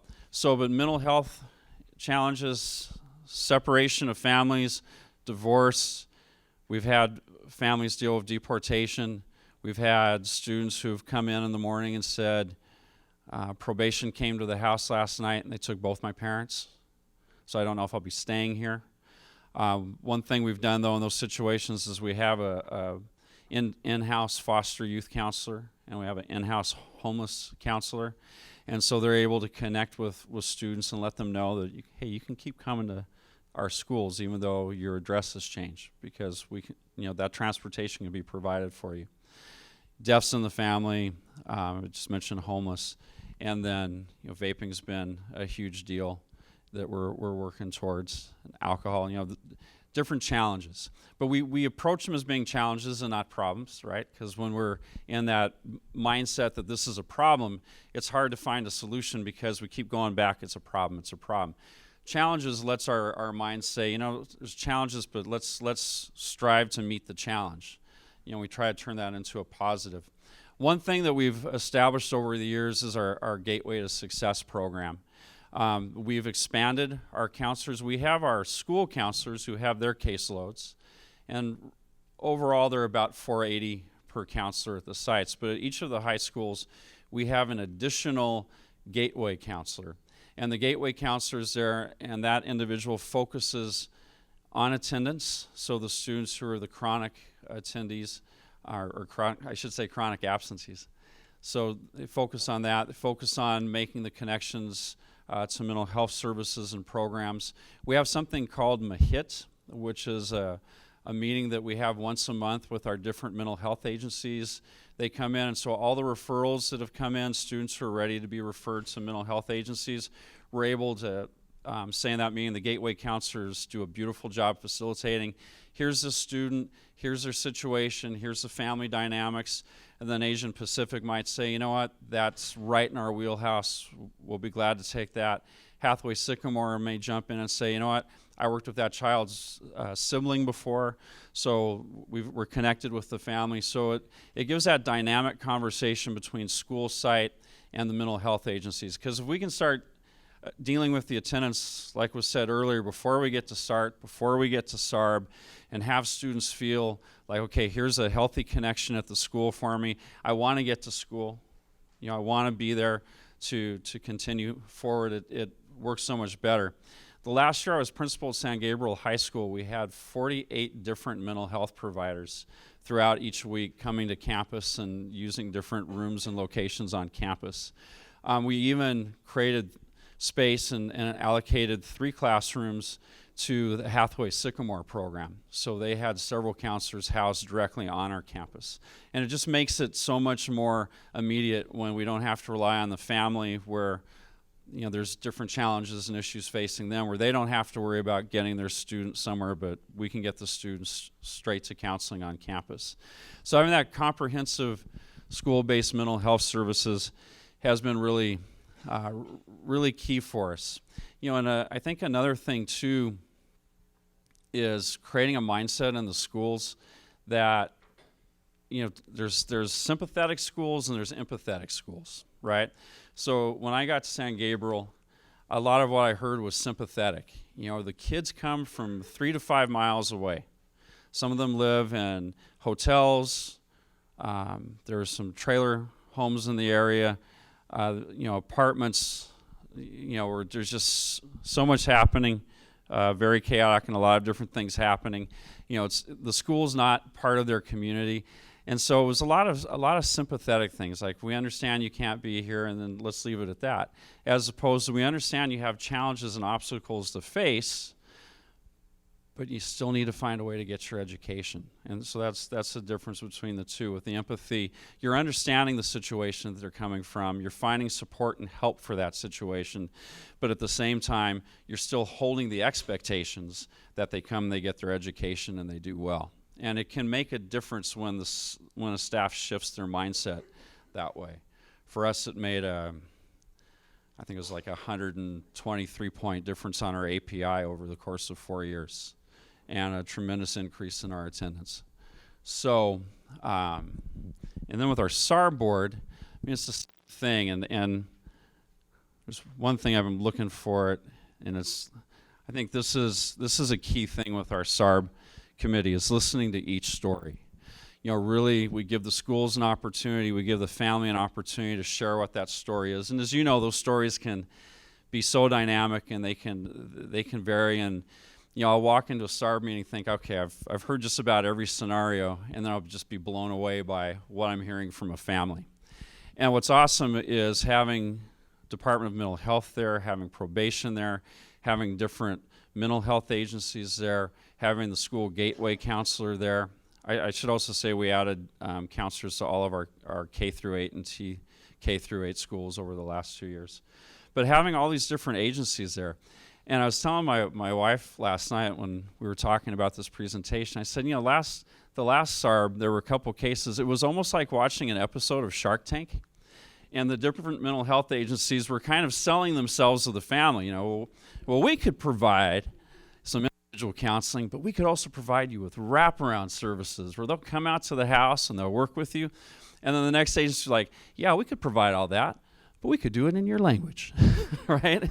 You know, and so it's like, okay, let's not fight. Let's not fight for the kids. No, but I mean, it's all in the spirit of and help. And sometimes agencies will come together too and say, you know, we could provide this and we could also add this, you know, from a different agency's point of view. And so it's really refreshing to see how much people want to help kids and want to help families. And I think when you're coming at them from that angle as opposed to coming at them with the hammer, and obviously we still have to hold the expectations strong, that we get so much further with working with the families. So acknowledging the positives, I think that's such a big thing. You know, whenever I see like if we're doing a district behavior contract meeting, and that's what we have for 48,900 violations, not K for you people out there. We don't touch K. But when we have those issues with 48,900 that could be suspendable, and they either go through a site behavior contract or they come to me for a district behavior contract, the first thing I do is I start looking through the notes, start looking through all the log entries in PowerSchool to find the positive, to really try to start off with complimenting the student, with finding a connecting point. One thing that I always try to do at the end of those too is to say, well, what is it you want to do? What are your future goals? Because then it's easy just to make a note and blow the student away next time they come in and say, so you're still thinking about being an architect? You know, it's like, oh, you remembered it. It's like, yeah, because I wrote a note, but they don't need to know that. But, you know, we try to get them connected, sometimes even to the right school, because maybe attending one high school or one elementary school is not working as well for the family, but sometimes switching schools will help, and we'll even can take that step. But that communication with families, the school-wide expectations, we're going down the MTSS road officially. You know, we've had our, let's see, what is it, RTI, we've had our pyramids of interventions, so we're now, you know, rebranding under the MTSS umbrella and identifying all of the PBS strategies, and we're calling it PBS because right now we're focusing on the behavior supports, putting a lot of that emphasis on our Tier 1. Our Tier 2 and 3 through the Gateways program on the mental health side has been pretty well established, but you know, now it's developing that academically, like I said, making sure we're adding the social emotional learning components, we're adding mindfulness components, keeping students safe, modeling expectations, you know, and we also hold our SARB panels at Alhambra Police Department, but we've worked really diligently over the years to establish Alhambra Police Department as a positive resource for families. We have our parent project there. A lot of times out of SARB, we assign parents to parent projects, so it's putting them through an educational series, and we provide that in English, Spanish, Vietnamese, and Mandarin. The Mandarin is provided through Asian Pacific Family Center, but we all follow the same curriculum. But that's held at, like I said, at Alhambra Police Department, so parents get used to coming in there, not for punishment, but for resources. And this summer, we're offering also an APD Youth Opportunity Academy. So some of the SARBs we're seeing later in the year, we're saying, you know what, let's get you connected to law enforcement further and have you be part of our Opportunity Youth program this summer. And so that's a 2-week program that our school resource officers, who we are in a partnership with Alhambra Police Department, they are the ones who are presenting. So that is some of the things we're doing to identify students who have attendance issues, the way we connect with them, and then how we approach it with our SARB panel. So, and now it's time to be on the hot seat. Marion's coming up. All right, hot seat it is. You ready? Okay. He says ready, but now we're going to click. Some of these microphones are jumping in and out, and it's both of them, so hopefully you get it all. This is working. Yeah. Okay. You ready, Freddie? Or Jimbo? So, you talked about the parents and the coming in, and at the sheriff's station. You talked about the multiple opportunities for them to have a parent education. I want you to expand on that, number one.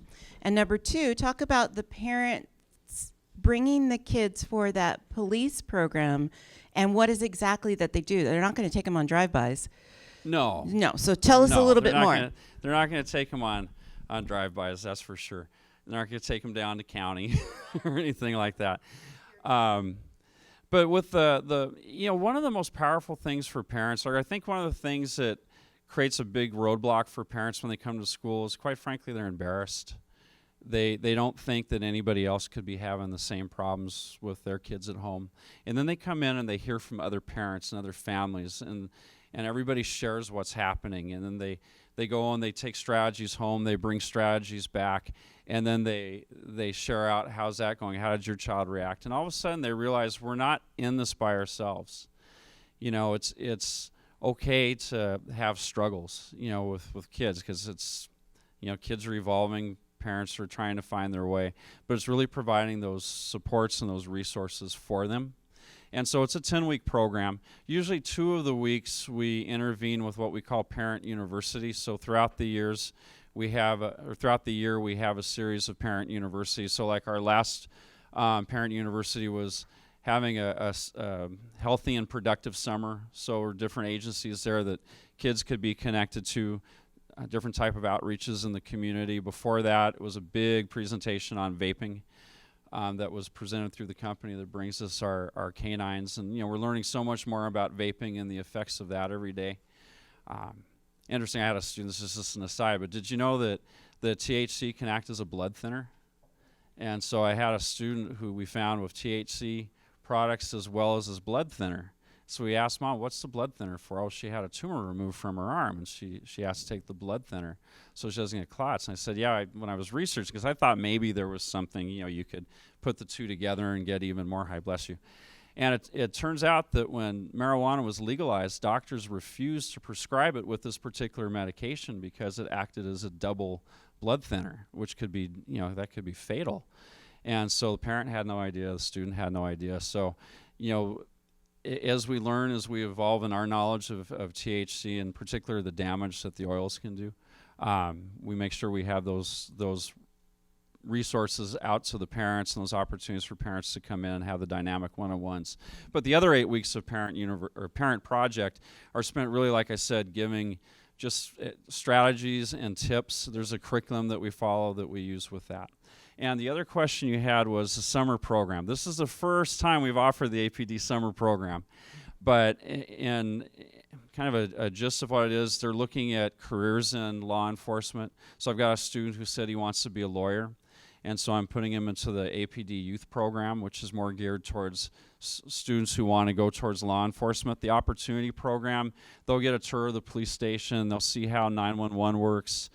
They will actually see the jail cells there at Alhambra's as part of it. They'll learn about THC and its side effects, alcohol and its side effects. And so really just trying to give students an education of the law and what officers see through their eyes, and putting resources into their hands and knowledge into their hands. Beautiful. See, you weren't on the spot. That was a good answer. Okay. Okay, well, good. So we went from, you passed the audition, we're going to hire you. And we'll have you as a model SARB. All right. So this is going to segue from not yet, but wait, she's so excited. This is going to segue into, we've got compliance as a school. We comply with the rules. And then we have law enforcement. So I'm going to ask Jennifer to come up for a second. Remember, I told you. After. No lunch for you, sissy. You work for this. You want that lunch? You better come and help me out. All right, so here we go. So this is the segue. In law enforcement, the enforcement requires certain things that have to be done in a pattern. And of course, our model SARBs and the folks that are here doing the presentation may know that.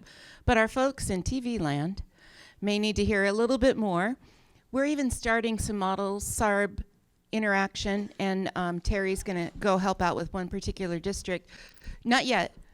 No, stay there. You're okay. Poor kid. She's going to be going out because we've had some SARBs that have died and then are coming back to life again. Put on the let's go.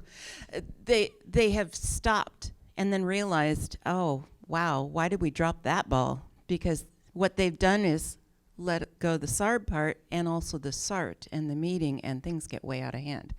What do you expect from the Deputy District Attorney's Office? Well, can you hear me? Okay, I am. So the first thing is that letter. That first letter that has the, used to be 9, I think it's now 8 advisements. That is legally required to start the process. Okay, so that first letter that typically most of you have the companies do, that is required. Second is the SART, or it's actually the conscientious effort to meet with the parent and the student. So any way that, and I know a lot of parents are very difficult to get a hold of, they won't cooperate, fine, but at least you tried, and it's conscientious. You've got to go out to the house, you've got to send letters, you've got to make phone calls and document all of that. So the first is the letter, second is SART, third is the SARB. So that is required. And then DA mediation is what I do. That is not required, but because we do have it in LA County, it is part of the process. And I must say, we are almost to all 53 SARBs using me. So, I mean, we're really close. I think I meet with 46 of you. So that's pretty good. I thought it was 81. Now I'm realizing it's 81 school districts and 53 SARBs. So great. So that's it. That's what's required. Now also, what's required to get to prosecution, I know that is not the goal of this process, but it is a possible consequence. I need to mediate, I need 15 full days of unexcused absences. Chronic absenteeism, I really don't deal with. If you have 30, 40 excused absences, I'm not going to take your case. I did actually get a new case from a new district who had 30 unexcused and 40 excused. I said, you know what, this is so severe, I will take it because we have to fix whatever's happening at that school. They either need to be excused or unexcused. So sometimes I will take a case if it's really extreme, but typically not. I need the unexcused absences. Also, there's a school district that likes to give me a lot of period absences. The kids are ditching. They're jumping over the walls, or I won't take those cases, even though they're missing more than 30 minutes a day, but they're there. Okay, so your security guards need to get them. If you really have people jumping over the walls, that's really a school problem. Not, it's not great. I don't like it, but I do need those 15 full days of absences. And then to prosecute, I typically have 3 more days after that. I'll tell them at DA mediation, you get 3 to 5 more days. It's up to the school, but it's that 10% of the school year that's in the code. I think that's 18 days is a good measure. Typically, there's a lot more than that, but that's the minimum. Okay. So what you're saying is, you don't get to go either. Everyone's on the spot. No one's going to apply for Model SARB if they know they're going to be on the spot, but you've all passed very well. Like Jim was saying, yes, you made it well. So now we've got prosecution, which is the last avenue, and of course SART and SARB. Even with our SART, our school attendance review teams, our SFT, which is student focus teams, if they're done right at the school level, and what I mean right is that we've really connected and build relationship, they'll more than likely make a difference. But of course we have some unhealthy families. We have some law enforcement issues. We have some supervision issues. They're hopping the fence. I don't want to see the backside of any student going over a fence ever. That's not safe. When you're looking at it from a perspective of the umbrella of all 80 school districts, 53 SARBs, what do you do at your office to support our SARBs, and what have you done to communicate with your deputy district attorneys who are attending? Because we want to know that they're there to say this is the last thing you want to see is us, but what is the Deputy DA's office doing to support our local SARBs as well, rather than just getting to your point for prosecution? Okay, so the DA's office, we should have a representative on everybody's SARB, at least one person. We've assigned all the new juvenile DAs who are coming into juvenile offices are being assigned hopefully in September so they can sit on your SARB for the whole school year. That is our hope. We have hearing officers. Many of you probably have the same person you've had for years. And so and we do train them every year. The new juvenile deputy DAs, we train them when they come into the assignment. And I think I support the SARB is I am always available by email, by phone call, and I hope to get back to you as soon as I can. I feel that I'm fairly responsive, but I am super busy right now. So it's only me. I do the entire county. So I am extremely busy at this time of year. Everyone's clearing their desk. I know you are. And so anyway, I do, there are certain times a year where I'm extremely busy, but I do feel that I've answered a lot of questions. We actually did get a phone call or an email from a SARB who wants to start again. And we immediately contacted you, and we're going to support them along the way. Beautiful. See, you passed the great answers too. Can't put you on the spot. Okay, thank you very much.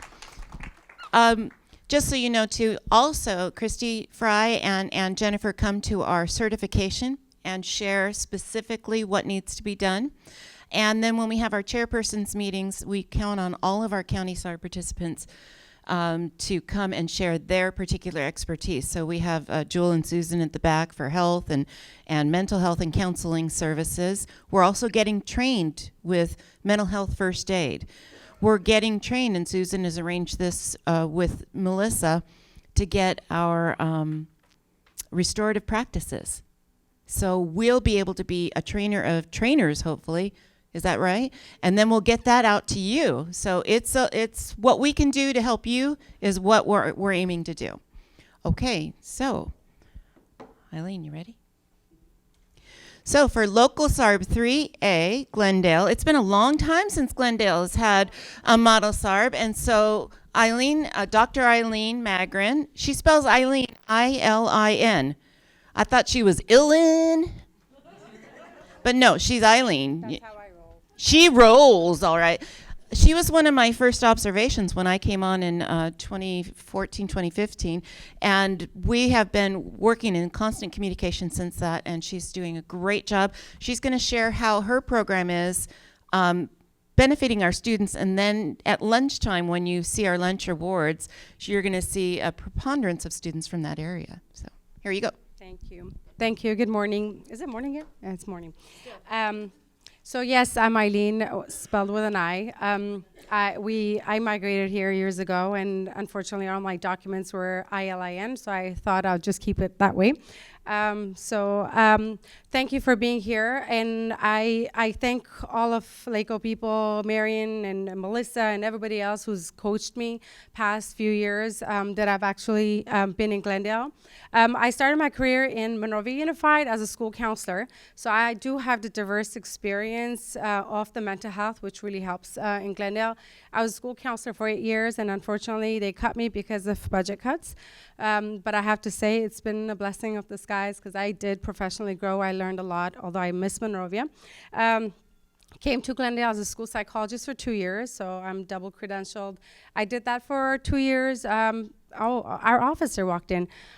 Why we are amazing at what we do in Glendale is because of people like Officer Gonzalez. She is a rock star. Before even I start my presentation, I have to say that.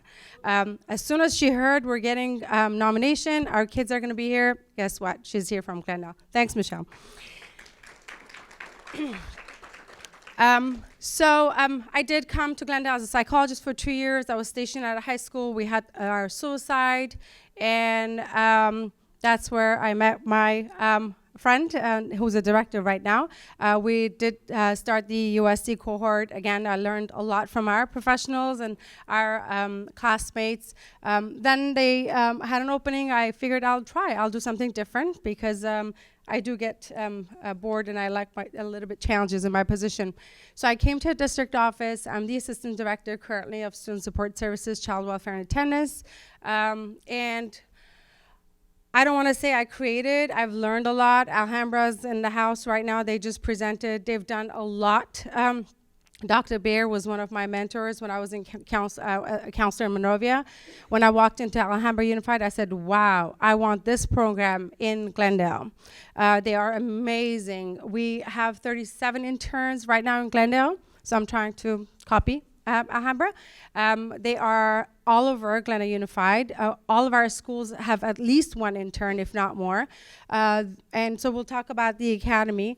But before I do that, I want to say why I'm successful and what we do and why attendance has really improved in Glendale. It's not because of me. It's because of the partnership that I have with a lot of community members, a lot of mental health professionals, a lot of people who have been doing the job. But what I did is I brought everybody together. And there are a lot of people who live in the community and actually care about the kids. Our attendance rate last 3-4. I've been the chair for past 6 years, and I've seen that our attendance really grew last 3-4 years. It is 96.4%. Nothing close to Alhambra, but we're getting there. And our absenteeism rate currently is 4.7. So we're really doing amazing. Our board and our of directors and our superintendent's priority is attendance. So that really was amazing because they did bring my department together. They increased staffing. So I'll talk about the staffing and what we do. We do have a foster and homeless youth counselor assigned to my department, which sits on my SARB board. She is at 5 different schools. She meets, so she's a school counselor, but she is not the caseload counselor. So she will go meet with the students and the families and does either groups or individuals. Also, what we do is the letters, the attendance letters, when other districts send it out, we do it locally. We run the letters in-house. So instead of hiring those amazing companies, which I know they do a lot of good job, but I utilize my own people. We run it every month, and once we run the letters, every school and every administrator gets a letter of all the parents and the families who did receive the letters, and we say, FYI, start time, or what did you do? What have you done? And my department, so I do have an attendance worker who does the home visits. So 2 home visits, either it's address verification, fraudulent addresses that are becoming chronically absent and want to know why, or it's a welfare check. Kids are not coming. As one of our district members said, we knock on the doors and we say, we missed you, where are you? How come you're not here? We have attendance workers. We have a lot of clerks. Vartush and Monica, they're on their way right now with the families. Vartush coordinates our Cert meetings, SARBs, and DAs. And I know Jennifer, you know that name really well. Because you know what? We email her all the time. Can we push this case? And Jennifer at times will push it away. Yes, she does. I know. But you've been awesome, and she's been amazing. So thank you, Jennifer. As far as so the board members, who's on my SARB board? Glendale is a very diverse community. So we have 50 languages spoken in Glendale, 29% Armenian, 11% Spanish, and 47% English. SARB chair, which is me, fluent in Arabic, Armenian, and Farsi, which really works when we are running these meetings. I know we do have translators, but I'm really passionate about communicating with our parents in their own level and their own language. Because at times when you are using a translator or a mediator, it's not that effective. Our child welfare and attendance staff, they are fluent in Armenian, Farsi, and also Spanish. So my SARB panel members, I do have Spanish speakers and also Armenian speakers on my SARB. So who's on my SARB? That's very important. So we have 2 local mental health agencies, D.D. Hirsch and Pacific Clinics. Pacific Clinics has been literally the key on my SARB since I started 6-7 years ago. So that really helps when we are talking about family support, family counseling. We do have AGBU Next, which this year has been very busy, but it's a mentorship program, and they mentor a lot of students, especially male students that don't have family members. They don't have any male figures, and a lot of divorced families. So we refer those students to the local agency. Of course, the DA representative, that was something that really has helped me. When you have a DA representative sitting on your SARB, it makes it a little bit more formal than when it's Eileen just talking. I do have a DCFS person, which we tried for years getting that person in. We were successful this year, and she's a rock star. Again, she lives in the community, she understands the community, and it is so important when it comes from multiple different practices, and it's not just the school district preaching to the families. DPSS is another key member on my panel. So Patty is from our welfare department, and I love her. So before we even start the SARB meetings, she already has the history of the family, if she knows, and what are the issues, challenges, if they are receiving benefits or not.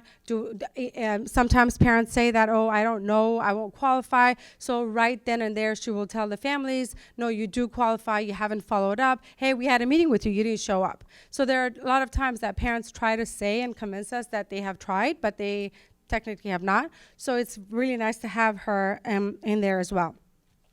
PTA, our PTA is very strong. Our PTA president is always there, and if she's not, then she definitely has her representative there. And I think it's important to see a PTA member or a parent representative on the panel. And I always tell our parent representatives, if you see a family walking in, if you know them, please excuse yourself, because I don't want that to be a conflict of interest, especially if the family is not comfortable with that. And I'll talk about that later. So we do have the counselor, which is Monica. She's coming right now. Another component and another key member of our board is our YMCA. So we brought YMCA on board last year. Amazing, amazing. They are amazing. And I'll talk about the TAP program, and I'll have the officer present as well. So they are present, and we do have a lot of immigrant families that really are low SES.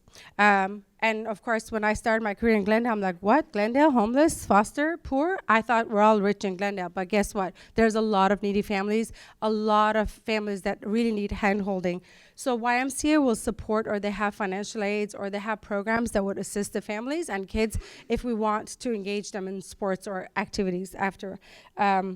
So we do have our probation officer currently. Right now, we only have one. She's stationed at Glendale High School. We used to have 3, but budget cuts removed the 2 from Glendale. But she's a good resource as well. Communitas is another agency.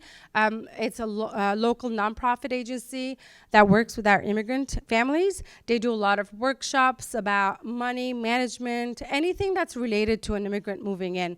He is really an asset on my board as well.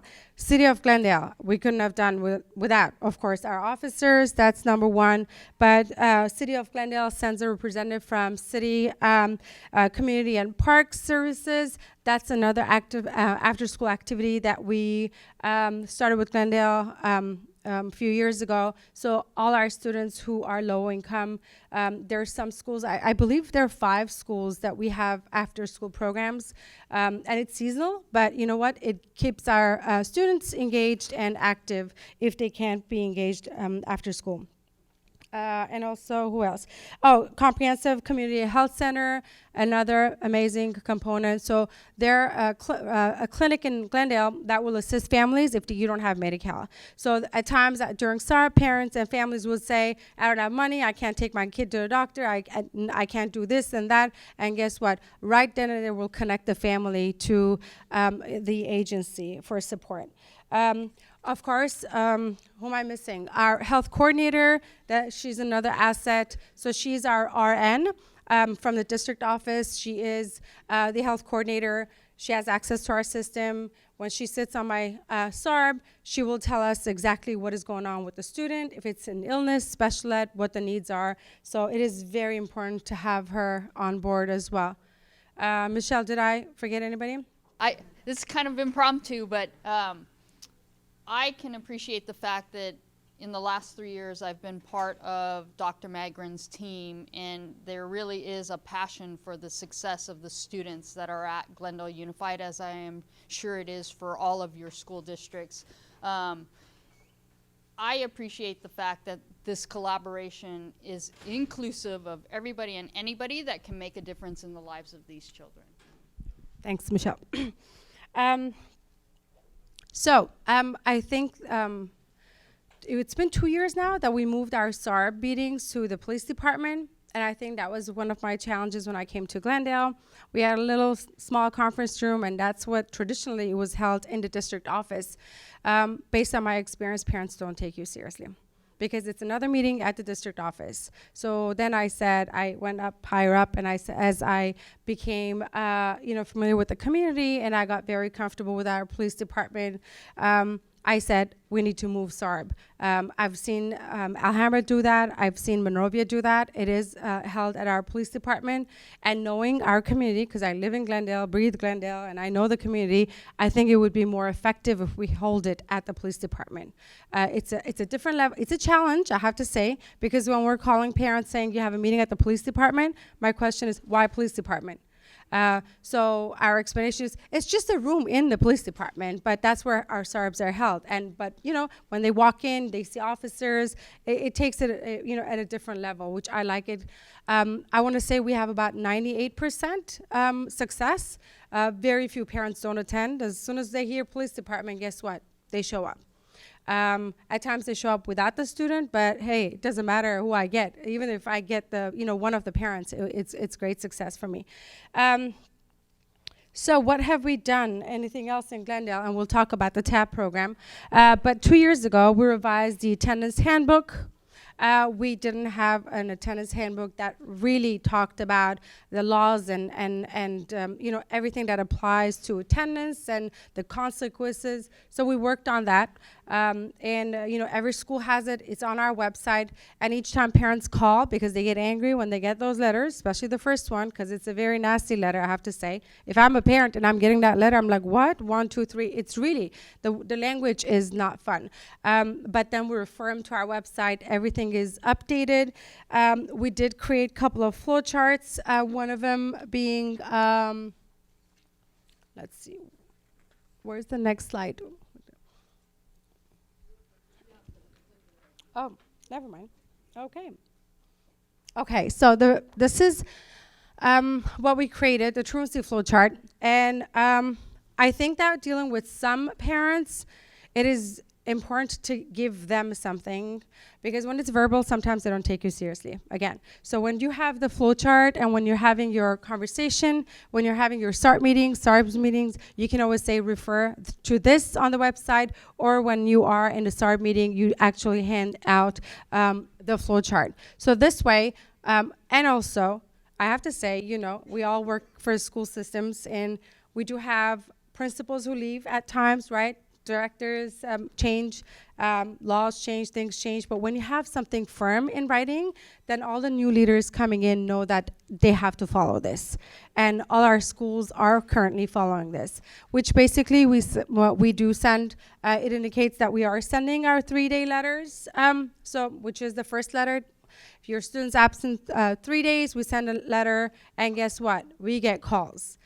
We get calls, school gets calls. I know it's a lot of work, but you know what? That's the first initiative. We start having the conversation with the parent, and a lot of parents, and especially in our community, when they do get these calls for meetings, it is challenging to respond, because, oh, wow, this is a meeting. This is going to go on my kid's record. My kid can't get a job in the city anymore, can't do this, can't go in the military. So we have to start explaining to them, no, this really does not affect. This is just an intervention for us. So we do have the SARB meetings in the schools. One thing that we also changed in Glendale, SARB meetings were held by retired teachers, staff members, or administrators, which when I came on board, I did not like it, I'll be honest with you, because I myself had to train these retired teachers, coaches, to say, when you go to the school, this is what you have to do. So I thought, if I'm teaching them, that's waste of my time. Why don't we do and utilize our own staff members? When I was in Monrovia, SARTs were part of counseling functions. So counselors actually conducted the SART meeting with the administrators. Glendale's different. Glendale, it's an admin function, so counselors don't deal with Cert meetings. So now it's local. Every assistant principal has their caseload, as I said, every month. When we run our meetings, every assistant principal and the principal will get a list of all the names of the students who we need to intervene, hold meetings, and do the Cert meetings. And boy, if they don't, so they get a call or an email from our office. So we are constantly following up with the administrators. I know sometimes it's a challenge, especially when you're in the elementary world. Our staffing is really low. We only have principals. Sometimes if they get lucky, they do have teacher specialists supporting them. So it's a lot of work. So what we do in our office, we send our support people to help the principals conducting Certs. Also, our interns, the 37 interns that I had this year, have been key in monitoring attendance, bringing that to our attention. What they do is that they work with the principal, and those kids either become their caseload, so they will see them, monitor them, or they will hold meetings and schedule meetings for the principal to meet with them. So this chart technically has really helped us. It's solid. This is our policy, and if any parent has any questions, then they could refer to that. So our department, my office is called Child Welfare and Attendance, which I'm part of Student Support Services. We do have a food pantry, and this has been a tradition since I came to Glendale. So right next to my office, we have a pantry, and our PTA is very involved. We get donations from our PTA. We have our local retired women that they actually go shopping for me once a month, $350. So they're amazing. They'll call and say, what are your needs? So we always have food in the pantry. And when we have families come through SARB or Cert, and all our staff members know that, if families are struggling with food, they know to reach out to our office. So they are able to come and get food, and if transportation is a barrier, then our staff will deliver food to the house or to the school. Housing. Once again, I said my relationship with the city of Glendale, with the police department is so solid, and I'm thankful for them. So when we have a homeless family, a family that needs our services, I don't have to go through the loops. I will call the director and say, this is the kid, this is the family, let's get it done. And again, I think it is, I don't want to take the credit, but it's the relationships that we've built in the community, and also it's, I think, important to see solid people staying in one position. And I was talking to one of my coworkers, then that people know exactly what you do and what's important for them. Before and after school care program, that's another huge thing that we have, ELP program. Again, we work very closely with their director. So when we go to our SARB meetings and there you have a parent that has multiple kids and she can't take the kids to school because of either financial barrier or transportation, whatever it is, then we always connect them. And guess what? If they get a call from Eileen's office, they will accommodate us if there is a seat. So that's before and after school. That means they can drop off the students at 6 o'clock in the morning till 6 in the afternoon. So that can help the parents look for a job if they need to, or if they have multiple students, they can drop off one of them earlier than later. Job training, again, GY is a huge supporter of our district. It's Glendale Youth Alliance. They do work very closely with us. They train, and they have training programs throughout the year. They support our needy, low-income, foster, homeless students. I am a board of directors on GY. It really helps because I'm part of board on any. I'm a board member with Glendale Police Foundation. So again, my relationships that we build in the community, it really helps on what you do. But GY serves our youth from 14 to 24 years old. So anybody within that range, when I encounter families and students that they are in need of resources, money, and I'll talk about a case right now, all I have to do is call and say, get this kid in. Again, I don't go through the process of application. Yes, we do submit applications, but it's like, get this done. I want a job for this kid. Mental health. We do have Pacific Clinics and D.D. Hirsch in Glendale, which are the main sources of mental health agencies. But sadly, they only take Medi-Cal, right, students. Glendale's very lucky. I am very, very blessed to have a department that I can actually hire in-house therapists. So I do have 2 people working for me. One is a licensed MFT who's been with me for 6 years. And the second one we just hired, and she's a social worker. So their job is to provide mental health and support for all our uninsured families. So we know that there's a lot of death, sadly, a lot of parents die, a lot of divorces happening. So you have a lot of, students that are not happy. And at times it's very difficult for the families to take the students out. So we do it all in-house. So the referrals come to our office, and we will refer them to our therapists and also the 37 interns that I have in the school. Translation, we always have translation. All letters are translated. Our staff is bilingual, so we can actually communicate with the parents in their own language.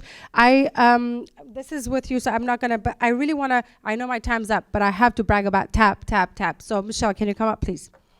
We're gonna do it together. So this is a partnership with the police department. Again, as I said, I can't do it alone. We can't do it alone. I can't stop talking about TAP. We started, was it your lieutenant? Yes. 2 years ago, I went to him complaining, what do we do? What do we do? What do we do? How do we engage both of us? Because again, I don't want the police department, and again, that's how they felt, to look this bad, like authority people. Okay, police are here to help support too. So we did start the 8-week program. We run it 3 times a year. So it is Teens and Police Partnership.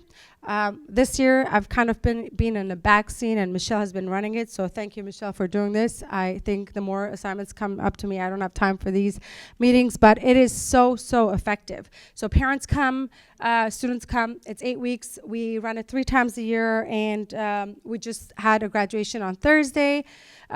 Every week, there's a different community member that comes in. We talk about mental health. We talk about homelessness. We talk about GYA careers.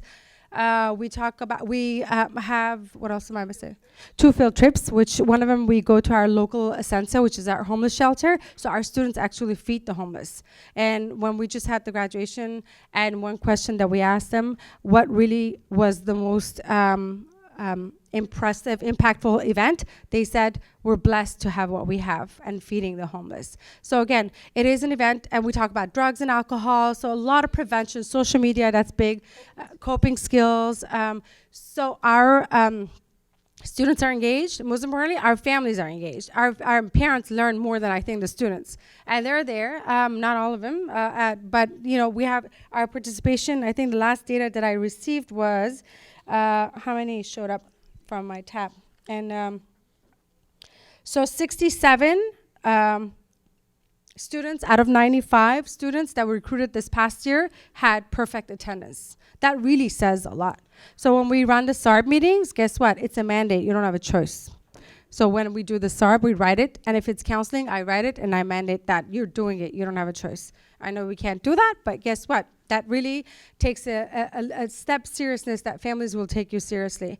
But I really want Michelle to talk a little bit about TAP, because again, I mean, she's been awesome on running these. Another impromptu conversation. So I will tell you, TAP is sort of like a diversional step in that ladder with our juvenile population. It's for nonviolent offenders. It kind of gives a middle to a sandwich, a 3-tiered sandwich from the DA's office, from their original police contact. So we don't like to say that it is punitive, but many of our attendees either have attendance-related or nonviolent offenses on campus. So it could be something as simple as truancy to something like a vandalism, minor vandalism, tagging at school. It could be defiance in a classroom. It could be theft, but not a theft that kind of rises to a level of taking up time in our juvenile justice system.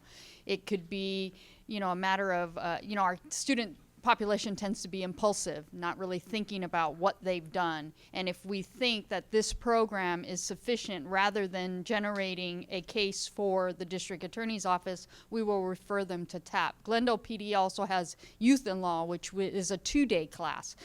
So we use this to kind of get those students that just need a little bit of a push to get around that corner to change their behavior. And I think that's why this program is extremely successful, not only because of the passion of the people that participate, but the topics are relevant.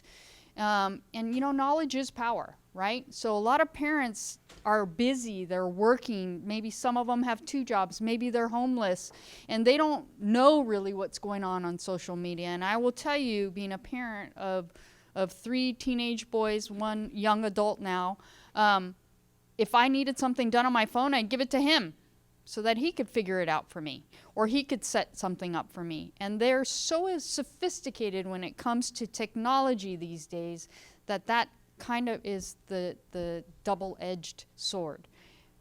It can be extremely dangerous or useful. So we really do take relevant topics and kind of give that education component in TAP, and I think that's why it's so successful. Also, one more thing, and I know my time's up. When they complete the TAP, they do receive a certificate, so they can use that towards community service hours, parents or students. Also, they do get 1 month free of membership to YMCA. So the whole family, not just the student. So there's a lot of incentives that we use to bring these people and families in. Okay, thank you.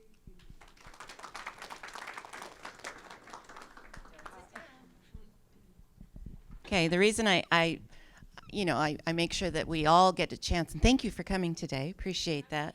Yeah, I'm a parent of teens and have been. I have 5 sons of my own. 3 I gave birth to, don't get excited, I didn't push them all out, but one from a foster program that we ended up bringing into our home and into our lives, and he is the most loving child who's 30 years old now and has my first grandbaby. So from our relationships and from our learning, we learn. And do we not know that teens are impulsive? Oh yeah. They make some really knucklehead decisions, and then you want to say, what are you thinking? Knock on wood, but it doesn't always happen. So it's great that you have the education program there. For the 8-week program, and you're hitting a lot of the things that they talk about do they perform community service as part of that 8-week program as well, or is it all 8 weeks of instruction? So the 8 weeks, 6 weeks out of 8 is instruction. We do bring in local community members. Again, it's not just us talking. We do fitness and health. It's one of our officers who talks about nutrition and health, and then what's physical activity. So he'll show, and of course our teenage boys are so excited to see a police officer work out with them. So Essentia is our community that we go out and feed the homeless. So that's one component of that. And we serve them, and then we take the whole class, although this time we didn't because we had a couple of students who didn't really follow up with our instructions. We go to local Barnes and Nobles, and they purchase books. So it is, again, in an activity, they go out, it's not just instruction, they're engaged, correct? And they do purchase their whatever books that they pick that's relevant, and our police department pays for that. Yes, we do amazing things. I know. That was wow from the side. And I thought you said we go to local bars, which she scared me for a second.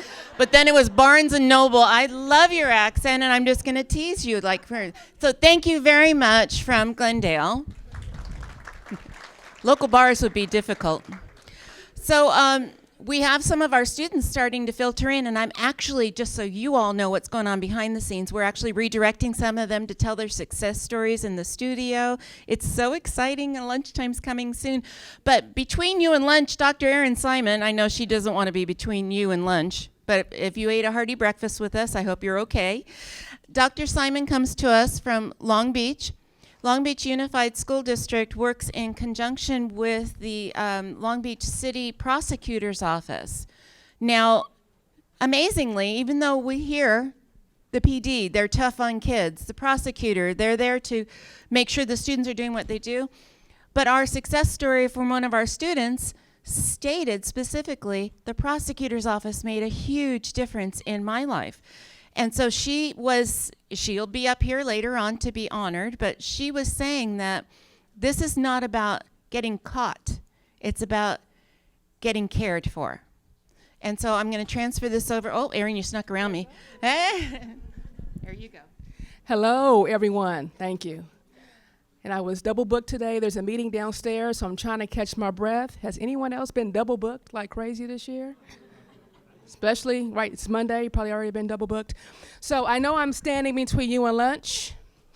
Trust me, I'll make this fast, but if you guys have any questions, I want to be also very sensitive to questions and things of that nature. So I've already been introduced, Aaron Simon, Long Beach Unified School District. And I'm going to talk a little bit about our local SARB number 17. So if you look at the board diversity, which is very much written here, we have school community cultural diversity based on white, Asian, Hispanic, Native American, African American. We also provide written oral translation for our families in their primary language. I think you guys know that's very important. If you do not provide that service in that family's primary language, especially if it has to move up to the city prosecutor's office or even district attorney, it would not count. You're going to have to go back and provide that information in that family's primary language. And it's only fair that we do that anyway, right, based on equity, to ensure that that family understands exactly what's happening in that scenario. We get assistance from our translation offices, so they either come in with our SARB process, even our SART process.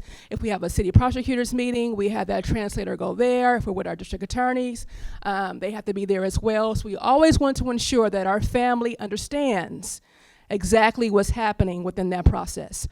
Our board members include, we have several deputy district attorneys. We have Department of Children and Family Services, Department of Mental Health, School Safety, District, Counselors, Nurse, Child Welfare and Attendants, Parents and Communities, and also City Attorney. And let me just speak frankly about even Department of Children and Family Services. In Long Beach, and I'm pretty sure that you guys are seeing that as well, there are many families, especially our undocumented families, who don't want to see DCFS at a meeting.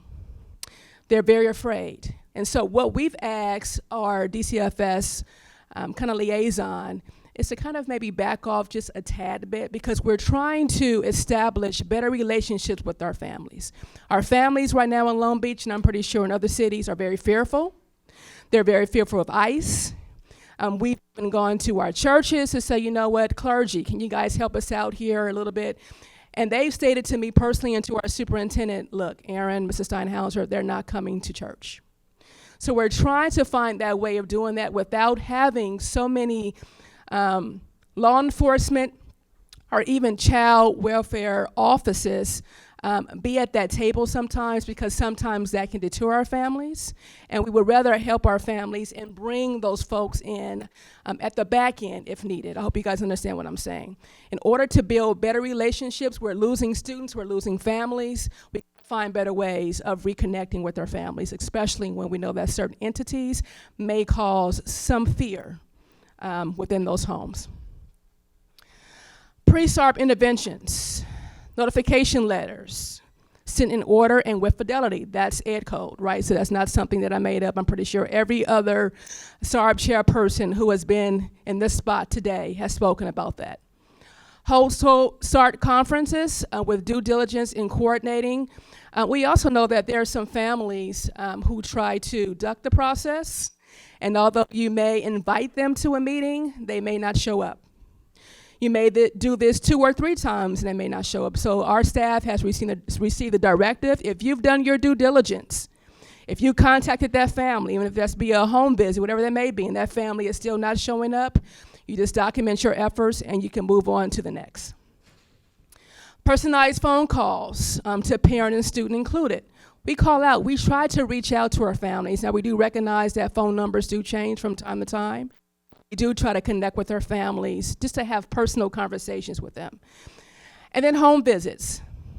I know that counselors are scarce Everybody is overwhelmed. Everybody is doing a job of 3 to 4 to 5 people, right? I'm probably one of those people sitting in front of you. However, it does make a difference when we personalize those visits and conduct home visits to have a conversation. I actually walked and had several conversations with family members when I first started my position, which is almost 6 years ago, and I remember a family telling me, you know what, Dr. Simon, you're the first person who has ever come to my home. I received letters, I received these very nasty phone calls and sometimes maybe robocalls, but you're the first person who has ever shown up to my place of property. I appreciate it. Thank you. Come on in, let's have a conversation. That worked wonders as far as relationships between myself and that family, and not just myself and that family, but the school, the principal in that family as well.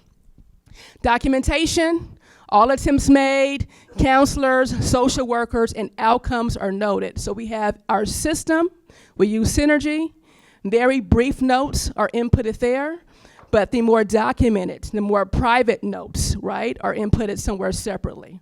Everyone does not need to know that information, especially when it comes to a family who's having some significant issues. Their business should not be way out there for everyone to see. Excuse my voice. Chronic absence monitoring, we know it's 10%. I don't have to go over that. But what we do in Long Beach, we attempt to monitor absences when it gets to that 3 to 5%, right? Try to catch it early. Folks, you should know, if you try to catch it when it's at 10%, when you try to catch it at 12 to 15, right, it takes a little bit more efforts to do that. And sometimes you're a little bit too late. So if you start at 3 to 5%, it works well. Communicate with students. So the importance for educational future. When I started having conversations with students and parents in the past, I left out the district attorney's office. I left out the city prosecutor's office, and our Long Beach city prosecutor should be here momentarily, Doug Halbert. I started placing the emphasis on academic outcomes. And when it was about academic outcomes, parents listened. So instead of cursing me out or cursing me when they saw me at a meeting or staring at me, mad dogging me when they walked in, when I began to talk about academic data and outcomes, the tone, the mood became a little bit different. And I began to get the attention of not just parents and guardians, but students as well. And then I developed new attendance goals based on current rates. We can't keep doing the same thing based on what we did last year. Trends change, right? We have to see what our data tells you, or you have to see what your data tells you. Once you see that, you could begin to make new goals for the next school year. Expanding programs and partnerships. We have the All-In Attendance campaign. We're in our third year now. With our Prop 47 money, we're going to be able to expand that a little bit more. We had 4 sites, now 26 sites. So the All-In Attendance campaign is just a campaign that we have in Long Beach that says we are working to improve the outcomes of students based on chronic truancy and also chronic absenteeism. And with that, we looked at 4 schools that were in very vulnerable areas. When I say vulnerable, I mean high crime, high DCFS rate, high poverty, high domestic violence. And we work with our city, we work with our police officers, we work with our fire department and our city prosecutor to begin to have conversations with neighborhood associations, with parents. We canvass every community within those schools areas and talked about the importance of attendance. We had a lot of marketing going on. We had PSAs, we had commercials, and we're going to up the ante next school year as we receive Prop 47 money. We have our our city prosecutors, parent accountability and chronic truancy program, and you're gonna hear a student who may come in and talk about this earlier. Our city prosecutor, and sometimes I have to just kind of look at him, he's not here yet, is he? No. And have conversations with him. He gives parents so many chances. And while that's good, sometimes I'm like, dude, for real, can we move on to the next area? But I can tell you, this is one prosecutor, and when I say this out, whether I'm in Washington, D.C., wherever I may be, people just look at me like, oh my God, can I have him? Because what he does, he helps parents find jobs. He helps provide meals for parents. He helps kids who were just in dysfunctional families move forward and find a different way of life. And to me, that's amazing. And would I rather have that than someone who just wants to prosecute all the time? Absolutely yes, because you get more outcomes. And there are more intense and more meaningful relationships that happen with those parents. And he meets with them biweekly to improve not just the lives of those students, but he tries to improve the lives of the entire family. And I think that is monumental and tremendous. And this is why I always tell him he's one of my favorite people ever, because he's a lawyer, yes, but he tries his best to help families, and that's amazing. Now we have family resource centers. We have 26, and we hire 12 school counselors and social workers that provide social, emotional, and behavioral health related supports to our students. So there could be referrals that come through from any staff worker, and I mean any staff worker. It could be a classified member or a certificated member. It could be a community member. It could be a parent, or it could be the students themselves to self-initiate a referral. And they can receive support from these school counselors or also school psychologists. If they need more intensive support, then we refer them out to our school-based mental health providers, like the Guidance Center for the Child, Starview. It's about 10 of them in Long Beach. And then we have improved attendance, so we recognize positive change. Those students come in and their families, we give them a gift card, usually to like AMC Theaters, and they're recognized in front of the entire SARB board. And if we need to bring our city prosecutor or district attorney in as well, if they had any interactions with them, we bring them in as well to celebrate that student, and for that student to also tell us what helped them change. And that is amazing. And usually everybody in there is just crying, crocodile tears after that, because once you see that you've impacted a young person's life that many said cannot be impacted or changed, it's absolutely amazing as well. So ongoing challenges, and I'm pretty sure this is not just Long Beach. Kindergarten, the highest freaking level. Right, you can have so many conversations with parents, but they know if those kids are not 6 years old, thank you for talking to me, but you can't do anything to me. So we began to have more proactive conversations with those parents as well to say, hey, it's not just about ADA, although yes, that does keep schools open. But we need to have conversations about the academic outcomes of your child, right, and why kindergarten is such an important age. And if you even move that back a little bit, preschool, right, how that's even more so important as well, as you can see with research. And then, upper secondary level, 9th through 12th graders. Let's know that answer. Why? Checked out. How old? The majority are 18, right? Their parents couldn't control them when they were 14, 15, 16, 17. Now they're 18, I was about to curse. They really cannot control them at age 18, right? And then our subgroups, Hispanic, African American, Pacific Islander. And I've had this conversation with Dr. Victor Thompson. We have very in-depth conversations about this. And now I'm beginning to learn as I'm attending these meetings with doctors who, actually do research on Pacific Islanders and their health and other issues, right? So now I was beginning to work with the Pacific Islander group to begin to make changes and see how we can support those families a little bit early on. Foster youth, homeless, and students with disabilities, always subgroups, right, that have these issues. Homeless and foster youth because of transiency issues. Right, so then how can we just build better relationship with our homeless youth so they can recognize that although there may be some issues, school is still the safest place for them. And things of that nature. I think the mic just went out. But I'll use my old Crenshaw High School coaching voice. Oh, there, okay, it came back. All right, thank you. And then improvement rates for those who go to SARB, 1 out of 2. It's pretty good. Demonstrate improved attendance following a hearing. If you don't know, Long Beach is about 72,000 students, 85 schools. It's a beast. I still don't have enough SARB dates to accommodate all of the SARB referrals I get. Especially as you know, those SARB referrals usually come in, April and May? When people want you to turn water into wine? Yeah, okay. I'll leave it at that. All right, so that is it for me. Does anyone have any questions? Yes, ma'am.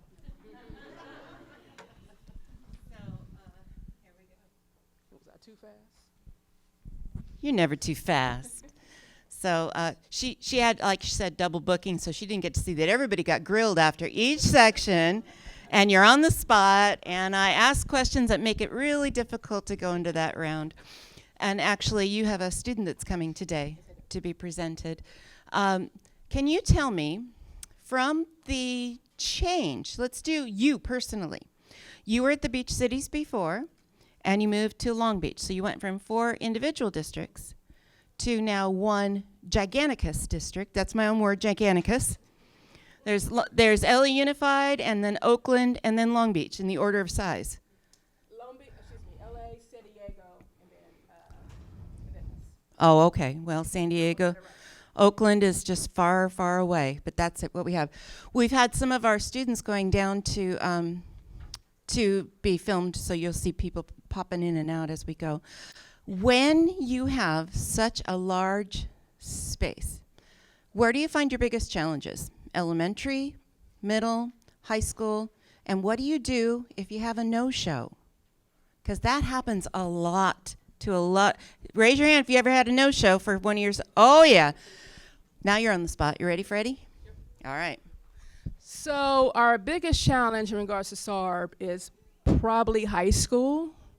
This is because I think at our high schools they're a little bit more scarce when it comes to staffing, and people usually use SARB as a last resort, right? It's like I have 500 students on my caseload, maybe 600 as a counselor. Look, that's ancillary work. Let me get to the real work, the credits and things of that nature. When parents don't no-show, it depends. So I know that if we make contact with the parents, what we do, we send that SARB subpoena via mail, and then we also send that via the student at the school. That school representative also needs to make contact with that family to remind them. So if that school rep has contacted that family and they are fully aware of that SARB hearing and the attendance is just egregious, and the school has done their due diligence, that case is going to move forward. Now, if we receive, return mail, or the school did not have a conversation with that family, then we might have that family call back as another hearing. So it just depends on the due diligence and what has happened at the school side as far as communication. But if there has been a communication and that parent knows, and I have not received a phone call that says something else, we're going to move forward. And let me just say this. The majority of the time, those parents call the day of the SARB meeting and say, oh, I'm sick. Or I had an emergency at the hospital. Okay, bring me proof. And then we can consider that. But if I don't get proof of that, that case is going to move forward to either the city prosecutor or to the district attorney. She's the tough one, huh? And then she smiles. She's a very nice person. Just don't mess with her. My name is Mariam Shaykh. I'm the program manager for nutrition education programs here at the LA County Office of Education. Hi, Dr. Nicks. And it's my pleasure to be here with you today. My goal is to highlight some of the best strategies for promoting and advancing wellness initiatives at school districts using some of the federal mandates that we have to comply with. But as part of our grant-funded project, about 10 districts were selected across the county to receive direct funding from LACOE to help them with the implementation of school wellness policies. How many of you are directly involved with the wellness policy efforts at your school district? I see only one hand, and that makes sense because you mentioned earlier that there's an obesity problem at Redondo Beach, but obesity epidemic is, right? So that shows that this issue is prevalent across the county and across the nation. Currently, 2 out of 3 adults are overweight and obese, and 1 out of 3 children are considered to be overweight and obese. And so obesity is a significant health problem facing our children today. And there is a paradox in which that students who tend to be overweight and obese, they're also at a greater risk of being food insecure. How many of you have heard that term before? Food insecurity. So that means on a given day, our students don't have access to nutritious food. So imagine your students sitting inside the classroom and starting to have behavior problems. They're starting to be irritable because they haven't had food to eat. And so we do there's numerous research that shows the link between nutrition and academic achievement, but yet we need to recognize that with so much focus right now on social emotional learning of our students, the current supports that we have in place don't really address the physical health of our students, being nutrition and physical activity. So we want to take a look at I really want to emphasize the framework that we use for our work, which is the whole school, whole community, whole child. Have any of you heard of this model or framework? It's an evidence-based model through the Center for Disease Control and Prevention, and that's what we use to meet the USDA final rule requirements as it relates to school wellness policy. So that is a federal mandate, but unfortunately it's an unfunded mandate.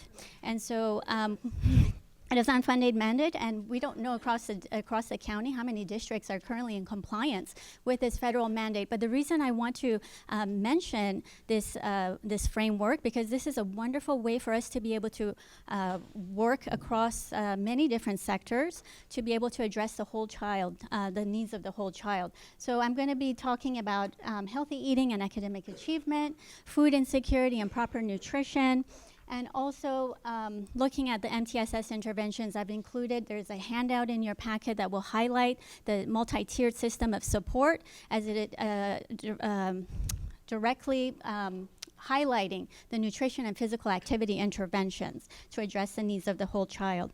So really want to emphasize the value of the WISC model, that whole school, whole community, whole child. So if you're not currently participating as part of your district wellness committees, I really encourage you to find out, even if you have an active wellness committee at your district.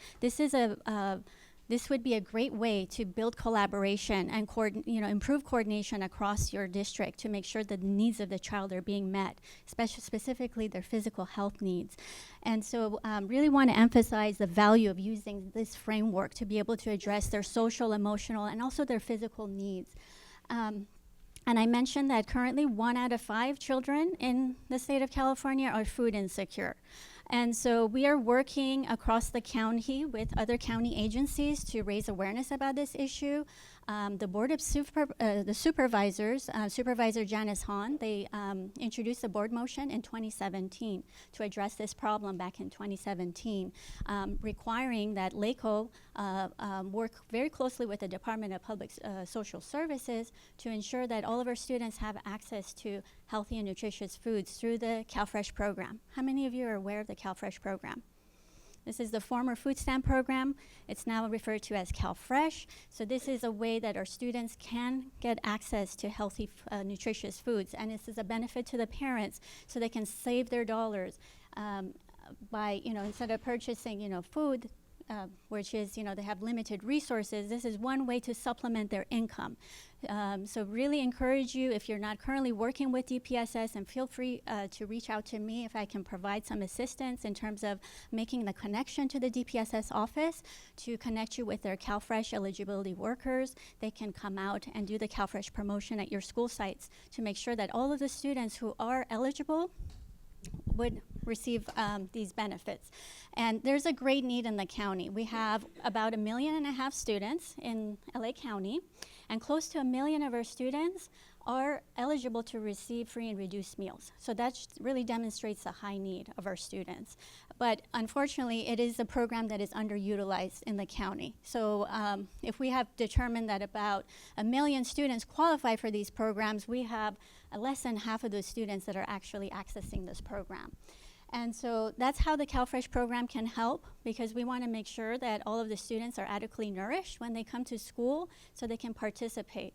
So there's a strong correlation between proper nutrition and attendance, of course. So we know students who participate in the breakfast program have better attendance. So how many of you currently work closely with your nutrition services directors? We have to see more hands go up. Okay, so they're one of the best advocates, for student health. I really want to encourage you to reach out to your school nutrition services directors and find out what are the breakfast program participation rates. Are they offering a second chance breakfast program?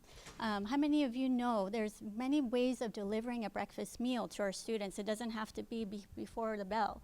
So there are second chance breakfasts, there's grab and go breakfast options. So if breakfast participation is low, that's something that you can work directly with your nutrition services directors to find out if you can maybe introduce supplemental program to expand the breakfast program participation. And also you have the National School Lunch Program as well. And we want to make sure that our students are accessing a nutritious meal that meets the USDA guidelines for nutritional standards while they're at school. Because again, based on some of the food recall that we've collected from the students, we've seen that, you know, their nutrition in the nutritional intake is severely compromised when they bring, you know, food to schools. It mostly consists of, you know, snack foods. You see what the kids eat while they're at school, right? So what are some examples? Yes, Flaming Hot Cheetos, the Takis, you know, the sports drinks.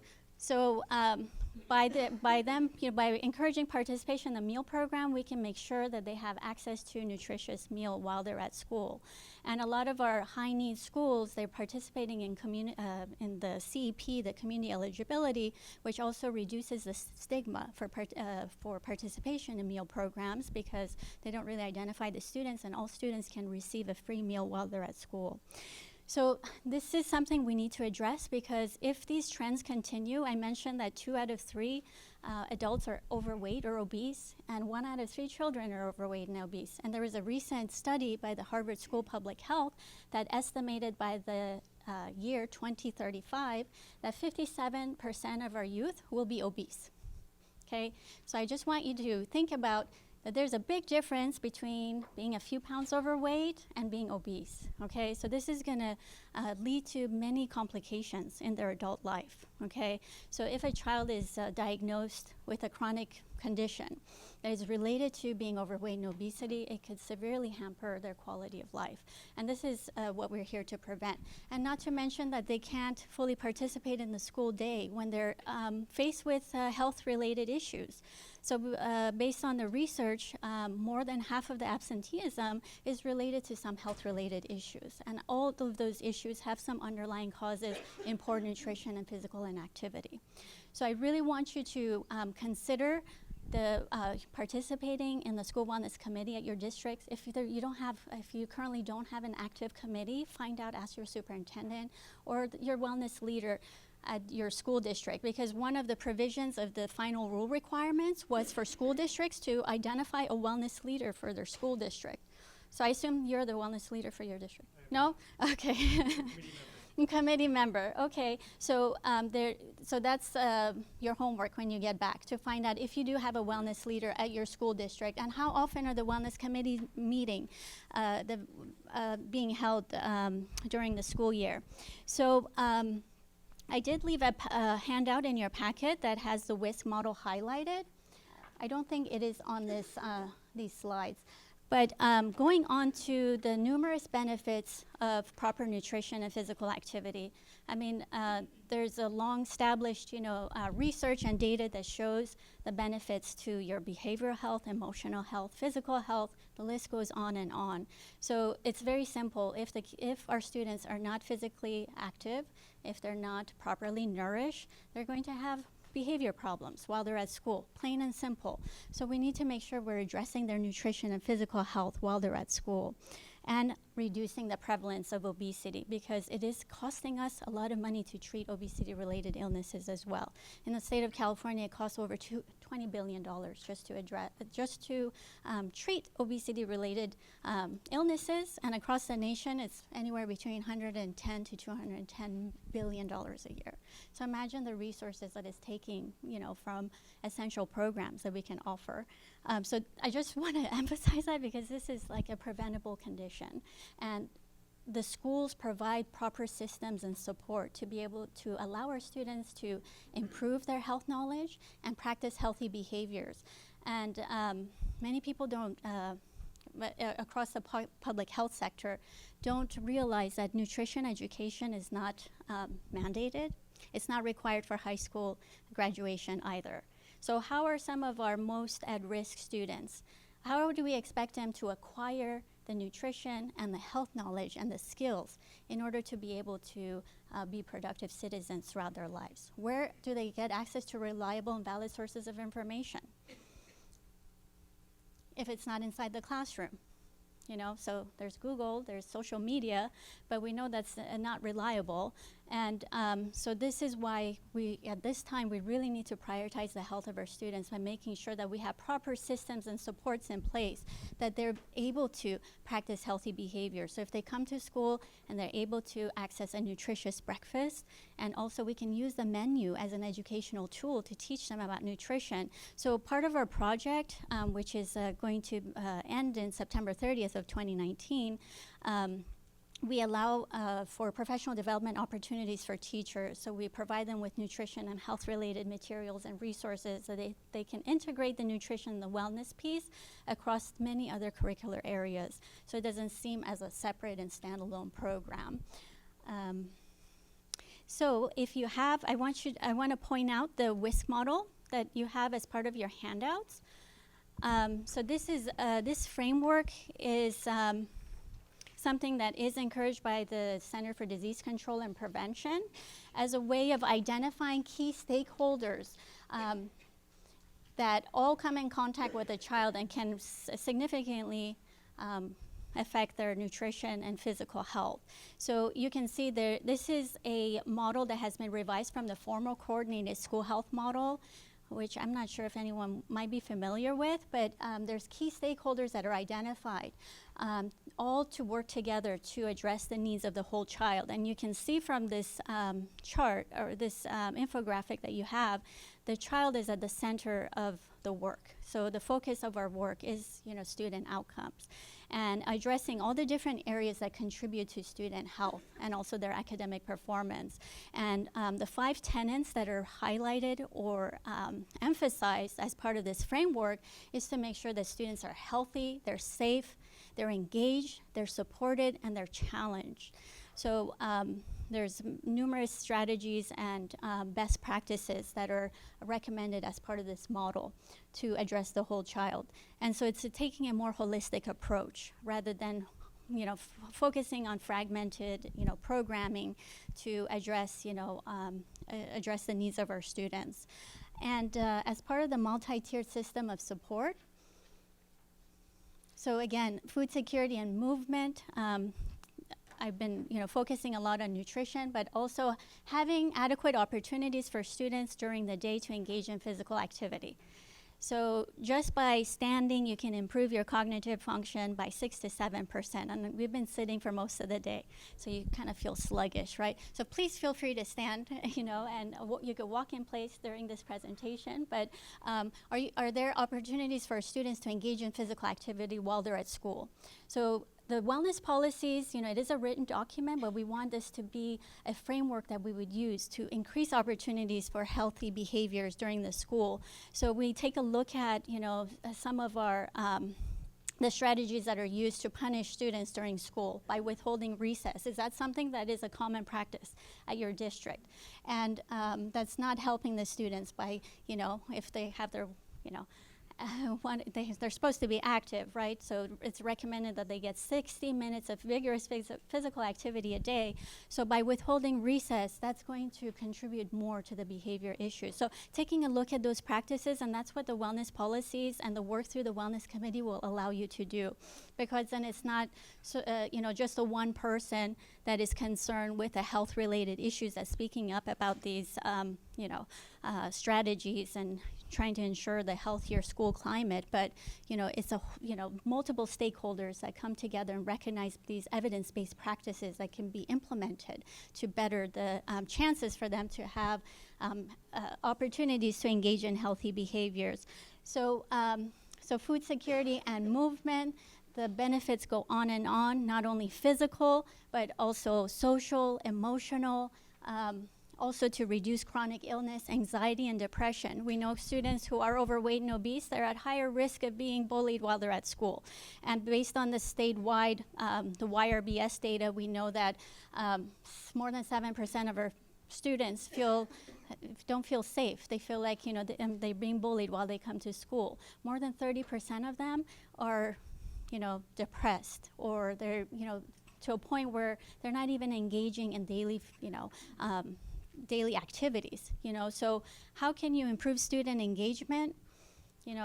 You have to think about maybe not your traditional PE experience, because a lot of people have, shared nightmares about, being in PE, but, physical education can be such a great opportunity to improve student engagement through movement that, really changes and impacts the behavior of our students as well.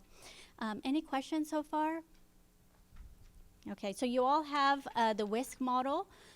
Again, I really encourage you to refer to that and check with your wellness leader at your school district. Oh, and that's so moving on to the multi-tier system of support.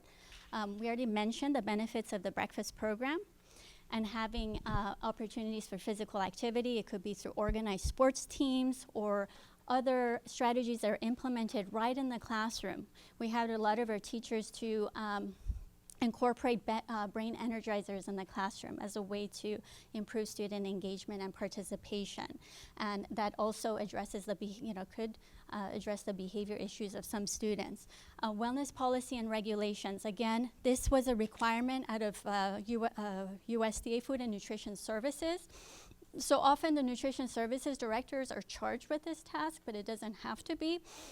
We have, again, recognized through our work that it's actually, you have better participation, better buy-in and support for the implementation of wellness policies when it's done in collaboration with other key stakeholders. So sometimes it's out of, business offices or curriculum and instruction, but it has to be a multi-sector approach to address the needs of the whole child.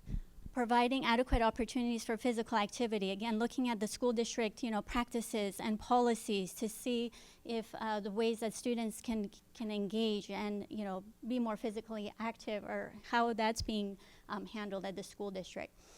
And also health education and physical education. How many of you are aware of the new health education framework?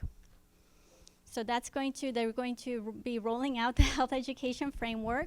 So this is a wonderful opportunity for the next 10, 15 years. This is a potential for us to be able to teach our students about healthy, practices and, improving their health knowledge and skills. So this is something that our office is going to be providing numerous professional development opportunities, I think starting next year, on the health education framework. So with the rates of STIs on the rise, and also vaping, someone mentioned vaping earlier. So when we look at the statistics with our students being disengaged, being depressed, having their mental health issues, so no wonder that they're turning to vaping and these electronic devices as a way to soothe, their emotional issues that they're dealing with. So that is currently a burgeoning epidemic too that we're going to have to deal with. And we do have some programs to address, the vaping epidemic too. We have the tobacco use prevention education program, and we provide funding to some districts. I know Dr. Nicks participates as one of the cohorts. And so there's another opportunity for you to receive information and resources for the 2P and preventing, vaping, and offering alternative strategies to for our students. Community outreach for CalFresh. I already mentioned the partnership with the Department of Public Social Services. So again, if I can be of any assistance to you in promoting that collaboration with DPSS to promote the CalFresh program, I want to encourage you, if you have any school-wide, district-wide events, do reach out to the DPSS staff to find out if they have eligibility workers that can come out to your school sites and promote the CalFresh program for the students and the parents. So that would be one less thing that our families have to worry about. And again, other physical activity opportunities. So I want to mention school fundraisers, because in the past, before the wellness policies, before the revised wellness policy requirements were implemented, a lot of school districts engage in really unhealthy fundraising practices. I'm sure all of you are familiar with the cookie dough fundraisers and pizza fundraisers. So this was not promoting, healthy eating and healthy behaviors. So a lot of our school districts have switched to having walkathons or jogathons that's very low cost and is generating a lot of revenue without having to go out and buy buy, all this unhealthy foods and have to sell them. So they're generating a lot of revenue based on, engaging or promoting district-wide physical activity events that can get the whole families involved and get the students moving and active as well. So again, we have lots of resources for you, so feel free to reach out to me. If you do have wellness committee meetings coming up, and if you need some support, or if you think it would be a benefit to provide an overview about the wellness policy requirements, please feel free to reach out to me. And you have a lot of nutrition education resources and tools through the USDA, the United States Department of Agriculture. We encourage you to use reliable evidence-based nutrition information if you want to promote nutrition and healthy eating with your students. So choosemyplate.gov, how many of you are familiar with Choose My Plate? We had the former food guide pyramid, right? That's so outdated. So if you see any references to food guide pyramid, please call me because it's really outdated nutrition information. So we have the Choose My Plate. This is a wonderful nutrition education tool, and there's a series of standards aligned resources and lessons for students to, again, promote nutrition and provide them with this essential skills-based knowledge that they need to make healthy decisions. We don't want, our main goal is not to make sure our students just graduate from high school, but what knowledge and skills do they have to be productive citizens after they leave our education system? Do they have enough resources and knowledge to be discerning consumers at a time where so many unhealthy foods and products are being marketed to them? They really need to be able to decipher between facts and marketing techniques to get them to buy products. So we do have a huge health crisis right now, and we need everyone on board to help us promote the health of our students. So with that, I want to find out if you have any questions before I end my presentation. Any questions? Yes. I know our district kind of phased out health education classes and placed part of the responsibility within the biology department and then the balance of it in physical education. Do you see that the curriculum has come back around in neighboring districts? I think so. Just because of the new state legislation for suicide prevention, for comprehensive sexual health, and now HIV prevention, there's so many different required lessons now that I feel like they're going to have to bring back health education classes. So we'll provide more information. Okay. Oh, wonderful. So we could.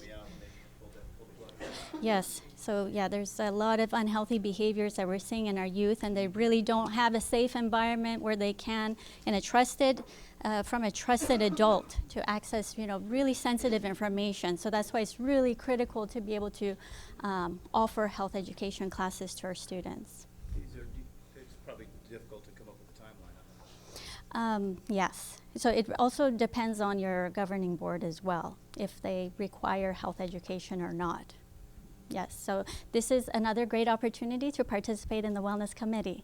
So that's how you can raise awareness about these challenges. Okay? Anyone else? Thank you so much for your time. Thank you. When they're unhealthy, they're not in school. They're not attending, and so that's part of why we need to keep them healthy. Although I do miss the cookie dough, well, you could probably tell that I don't miss the cookie dough, but if I were to miss it, I miss it being sold for the groups. Okay, I'm sorry, that was naughty. All right, what I'd like to do now, and this is our kind of our grand finale, I'd like to invite first our county board members up just for a moment, those who are participants on the county board, to come up and tell us what they share about. So Terry and Susan, just real briefly, it's just a matter of who you are, and what your job duty is in addition to what we've seen from the board. And then we're going to also ask the remainder of our teachers today, our presenters from each of the boards. So Terry, share. Who are you? What do you do? I don't do anything. No, that's not true. I am semi-retired from Bellflower Unified School District. I'm still very heavily involved with SARB 20B. I still chair SARB 20B for them. I work here at the county. I'm a consultant for all of you guys, by the way, and a toolbox for anybody that needs help reestablishing SARBs or with best practices, anything like that. That's why I'm here. Just my emails all over the place. Yeah, thanks.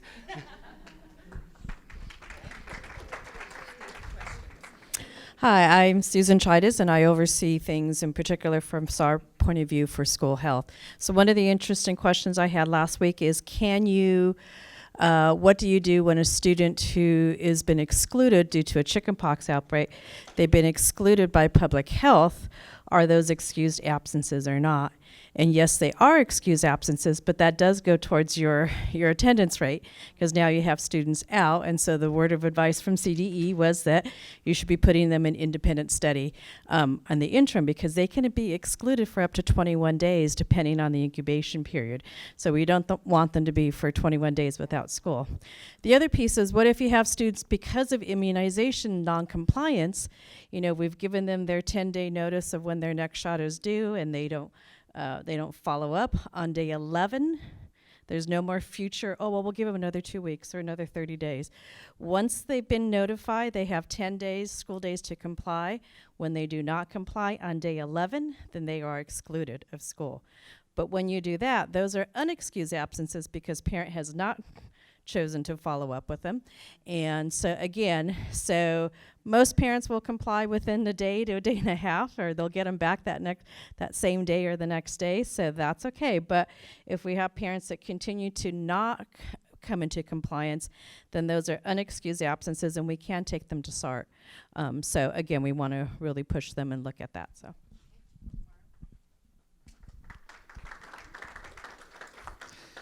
Well, my part is not going to be as exciting as hers.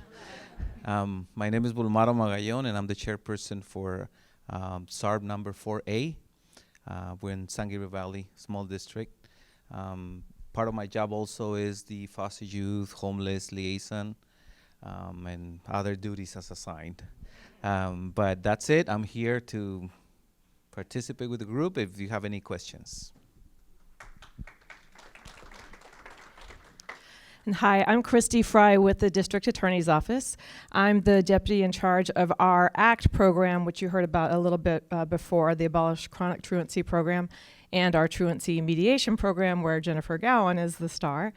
And I also sit on some SARBs across the county, including the Beach City SARB with Redondo Beach and El Segundo and all of those that you heard about this morning too. And yeah, we're just here to try to support all of the SARBs. I try to make sure that each of the SARBs has some representative from the district attorneys on your SARB. So if anyone doesn't, I'm here, come tell me. You should all have someone who's coming. And then, yeah, we're just here to take people to court if we have to, but hopefully we never have to. Thank you. Hello, I'm Will Cochran. I'm with the DCFS, and I coordinate DCFS participation on SARBs and with the SARBs. Unfortunately, because of how many SARBs there are in the county and how few offices we have, it's not always possible to have someone actually sitting on your panel. However, we do have numbers that are available for you to call to check on specific information and to answer questions that you may have as to DCFS and how it works with your school district. And then for our districts that presented today, could you also come up so people know if there's a question, we have that for you. And it could be specifically for each of the districts. And also, Jen, if you wanted to take any more questions, you're welcome to come up too. Okay, so at this point, this is where all those key questions come in. What do you do? How do you do it? And it's also like our grand finale. They may end up taking a bow together because this is all the work that goes into this as we go. Are there any specific questions for group? And if so, please come up and grab the microphone, because what we want to do is capture this for video. And just to follow up with, this is Melissa, my microphone go girl. You go girl. Okay, just to follow up with what Will said, FYS liaisons, the foster youth service liaisons, work with the Department of Children and Family Services, or CPS in other counties, that's Child Protective Services. Okay, and so they have a list of students who have active cases, open cases, so we'll know if that's happening or not. Okay, questions? So this is for Alhambra Unified. I have Power School as our SIS. So I want to know, did your data department create that? Is that a plugin, or did Power School create it for you? The icon for the student screen? Yeah, that's a plugin that our data department creates for us. Are you able to share it, or is there a fee, or how would I be able to get that? Sharing is, we're happy to share, and we're all better for the sharing that we do together. I don't know technology well enough to know if that's something they can just send the programming over to you for, but you could certainly have somebody from your data department call either Robert Rodriguez or David Chin, and just let them know that you had seen that. I told you to give them a call. Okay? Thank you. You're welcome.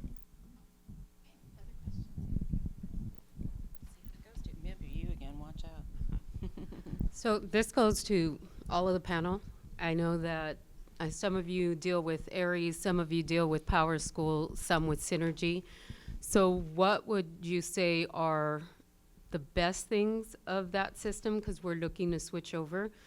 And what are the worst things that you guys come across as far as attaining attendance data?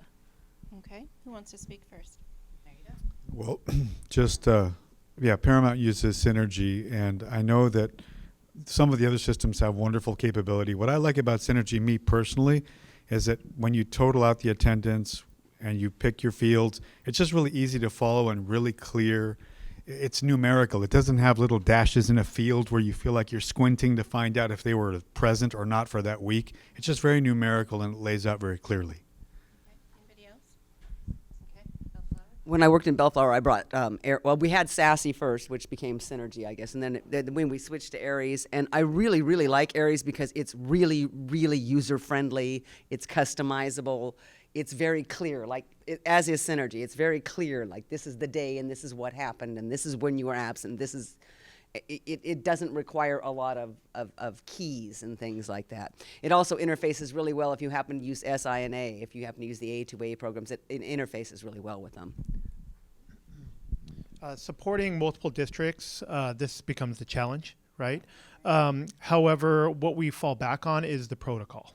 Right, so we focus really on what are the protocols within SARB and the interventions necessary to go through that process. So that's like first and foremost. We have Infinite Campus, so that wasn't listed, right? But we're moving away from Infinite Campus, and next year we're going to be Power School. So right now, that plugin looks really good. So I'm gonna be meeting with our chief technology officer and saying, hey, what can we do here? Because part of that too is, even though if I focused on Redondo school district, how I keep everybody in line. That's our 8 elementaries, 2 middle schools that are on different schedules, and then our only high school, which is on a block schedule, which is different than everybody, right? So what format? So these are the questions that I'm going to have with my IT department that I would recommend that you have with yours, of what are those parameters you're looking for just within that one system. And then I work with the other districts to say, hey, this is what we're doing here. And then how can I assist you within, let's say, El Segundo, Hermosa, Manhattan, to support you there? So again, I have those off meetings. I believe so. Yes. Oh, go ahead. You were first. We also use Aries in our district, and it's very, very helpful. When you look at the profile of the student, you can see everything in there. That's the first view. It creates something like Power School. When you send the first letter, you can flag it, and as soon as you look at the student's attendance or profile, you see there a flag, first letter sent, and then it gives you some information about that. So it's very good. What I like, though, is that when you create a quick print, it's called, under attendance, it gives you a list of all the dates that something happened, tardy, absent, whatever. And you have it there, you have a legend. It's very, like Terry said, very user-friendly. It has a lot of different reports. You can do your queries. But I find that Aries is very, very helpful, very practical, and easy to read. And you can actually custom made the fields and add your letters. For example, the first letter, you can add it to your system, you can edit it, and it will generate it for you after a certain amount of absences. Okay, so it's very practical. I also want to mention that with Aries, we utilize Aries Analytics. So that's a whole nother field, a whole nother beast, that if you're looking at these different interfaces, look at the ones that can really get into the data. Chronic absenteeism and lists and queries are great, but that Aries Analytics takes you to a whole nother field and allows you to really look at your 10% chronic absenteeism. It looks at your different subpopulations, different subgroups. So that's something that I know we're all using Aries, but it is new for us in about 2 years that we really started to dive into what Aries Analytics can do for us. And you can, to piggyback that, you could also calibrate whatever your universal district Yes. Yes. Oh, he was the gentleman here saying that you can, perfect. We just started doing the analytics, and our district wanted to become more universal in our attendance policies, including when letters go out. So you can get into Aries and set your analytics in a room full of administrators or whatnot that have it be where everybody agrees that this is the way it's going to go down, from elementary to secondary and so on. Mm-hmm.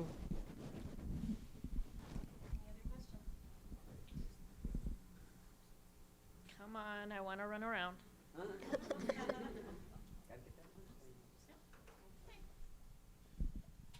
Well, thank you for those folks that are here today. Thank you for being here present, number one, for you that came in and enjoyed us in our persons here and our stumbling and all the things that we did through it. Thank you to Elizabeth and Grace at the back who set up everything and got all of our luncheons and breakfasts and everything organized, and all your documents. Thank you, folks, for who came to present, because you are our models. You're the ones who are showing us how it's done. Of course, you can turn and model and stroke and walk.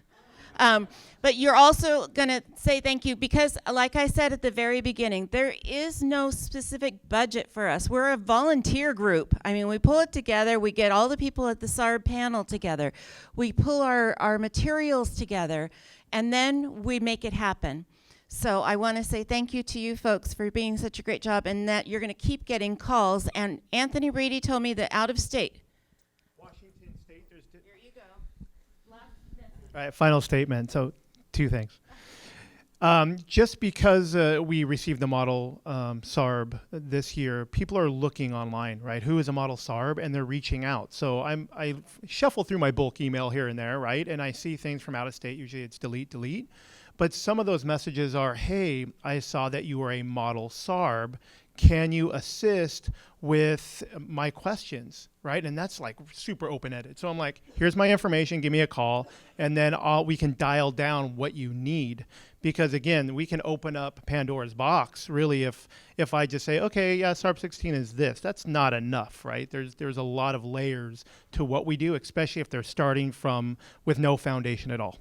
So again, check your emails, because there's a lot of folks that are looking to us as, again, I think the keepers of that knowledge on how to really assist students with attending school. So Washington State was one. There's multiple districts, and then also in Arizona. Last week I had somebody reaching out to me, and of course he said, well, I'm not working next week or for the next month and a half, but maybe we can catch up. But the second thing I wanted to say is that it's really interesting to be in this room. Although I've been on my SARB panel multiple times, I've never been to another SARB meeting in another district, even though they're a mile, 2 miles away. I've never been to Torrance. I would love to, right? I would love to just visit and see how their SARBs are uniquely different and what issues are they targeting that are specific to, let's say, Torrance. I'm using that because they're in our area. Right. So again, that's what's interesting to me, because I want my involvement and my experience is solely beach cities, right? We used to be helicopter parents right there. That's what we're worried about. But now we're worried more about the bulldozer parent, right? That parent is like, no is not an answer for them, right? And they'll bull you bull over the principal. They go to SARB, they try to bull you over too. It's like they take no, that's not an answer, right? So that's what I see now. That's our challenge, but we still have all the other layers there too with SARB. But how do we tackle that, or how can we have a board that is going to be empathetic to their need? Because again, attendance is still willful, right? They're choosing not to be at school regardless of the demographic. So if we can continue to share even within our local SARBs, that'd be great. Please email me if you want to visit our SARBs, which is every other Friday when school's in session. We'll try to make it happen. Okay. Anybody else have anything else to add? No? Okay. And with that, we bid you adieu.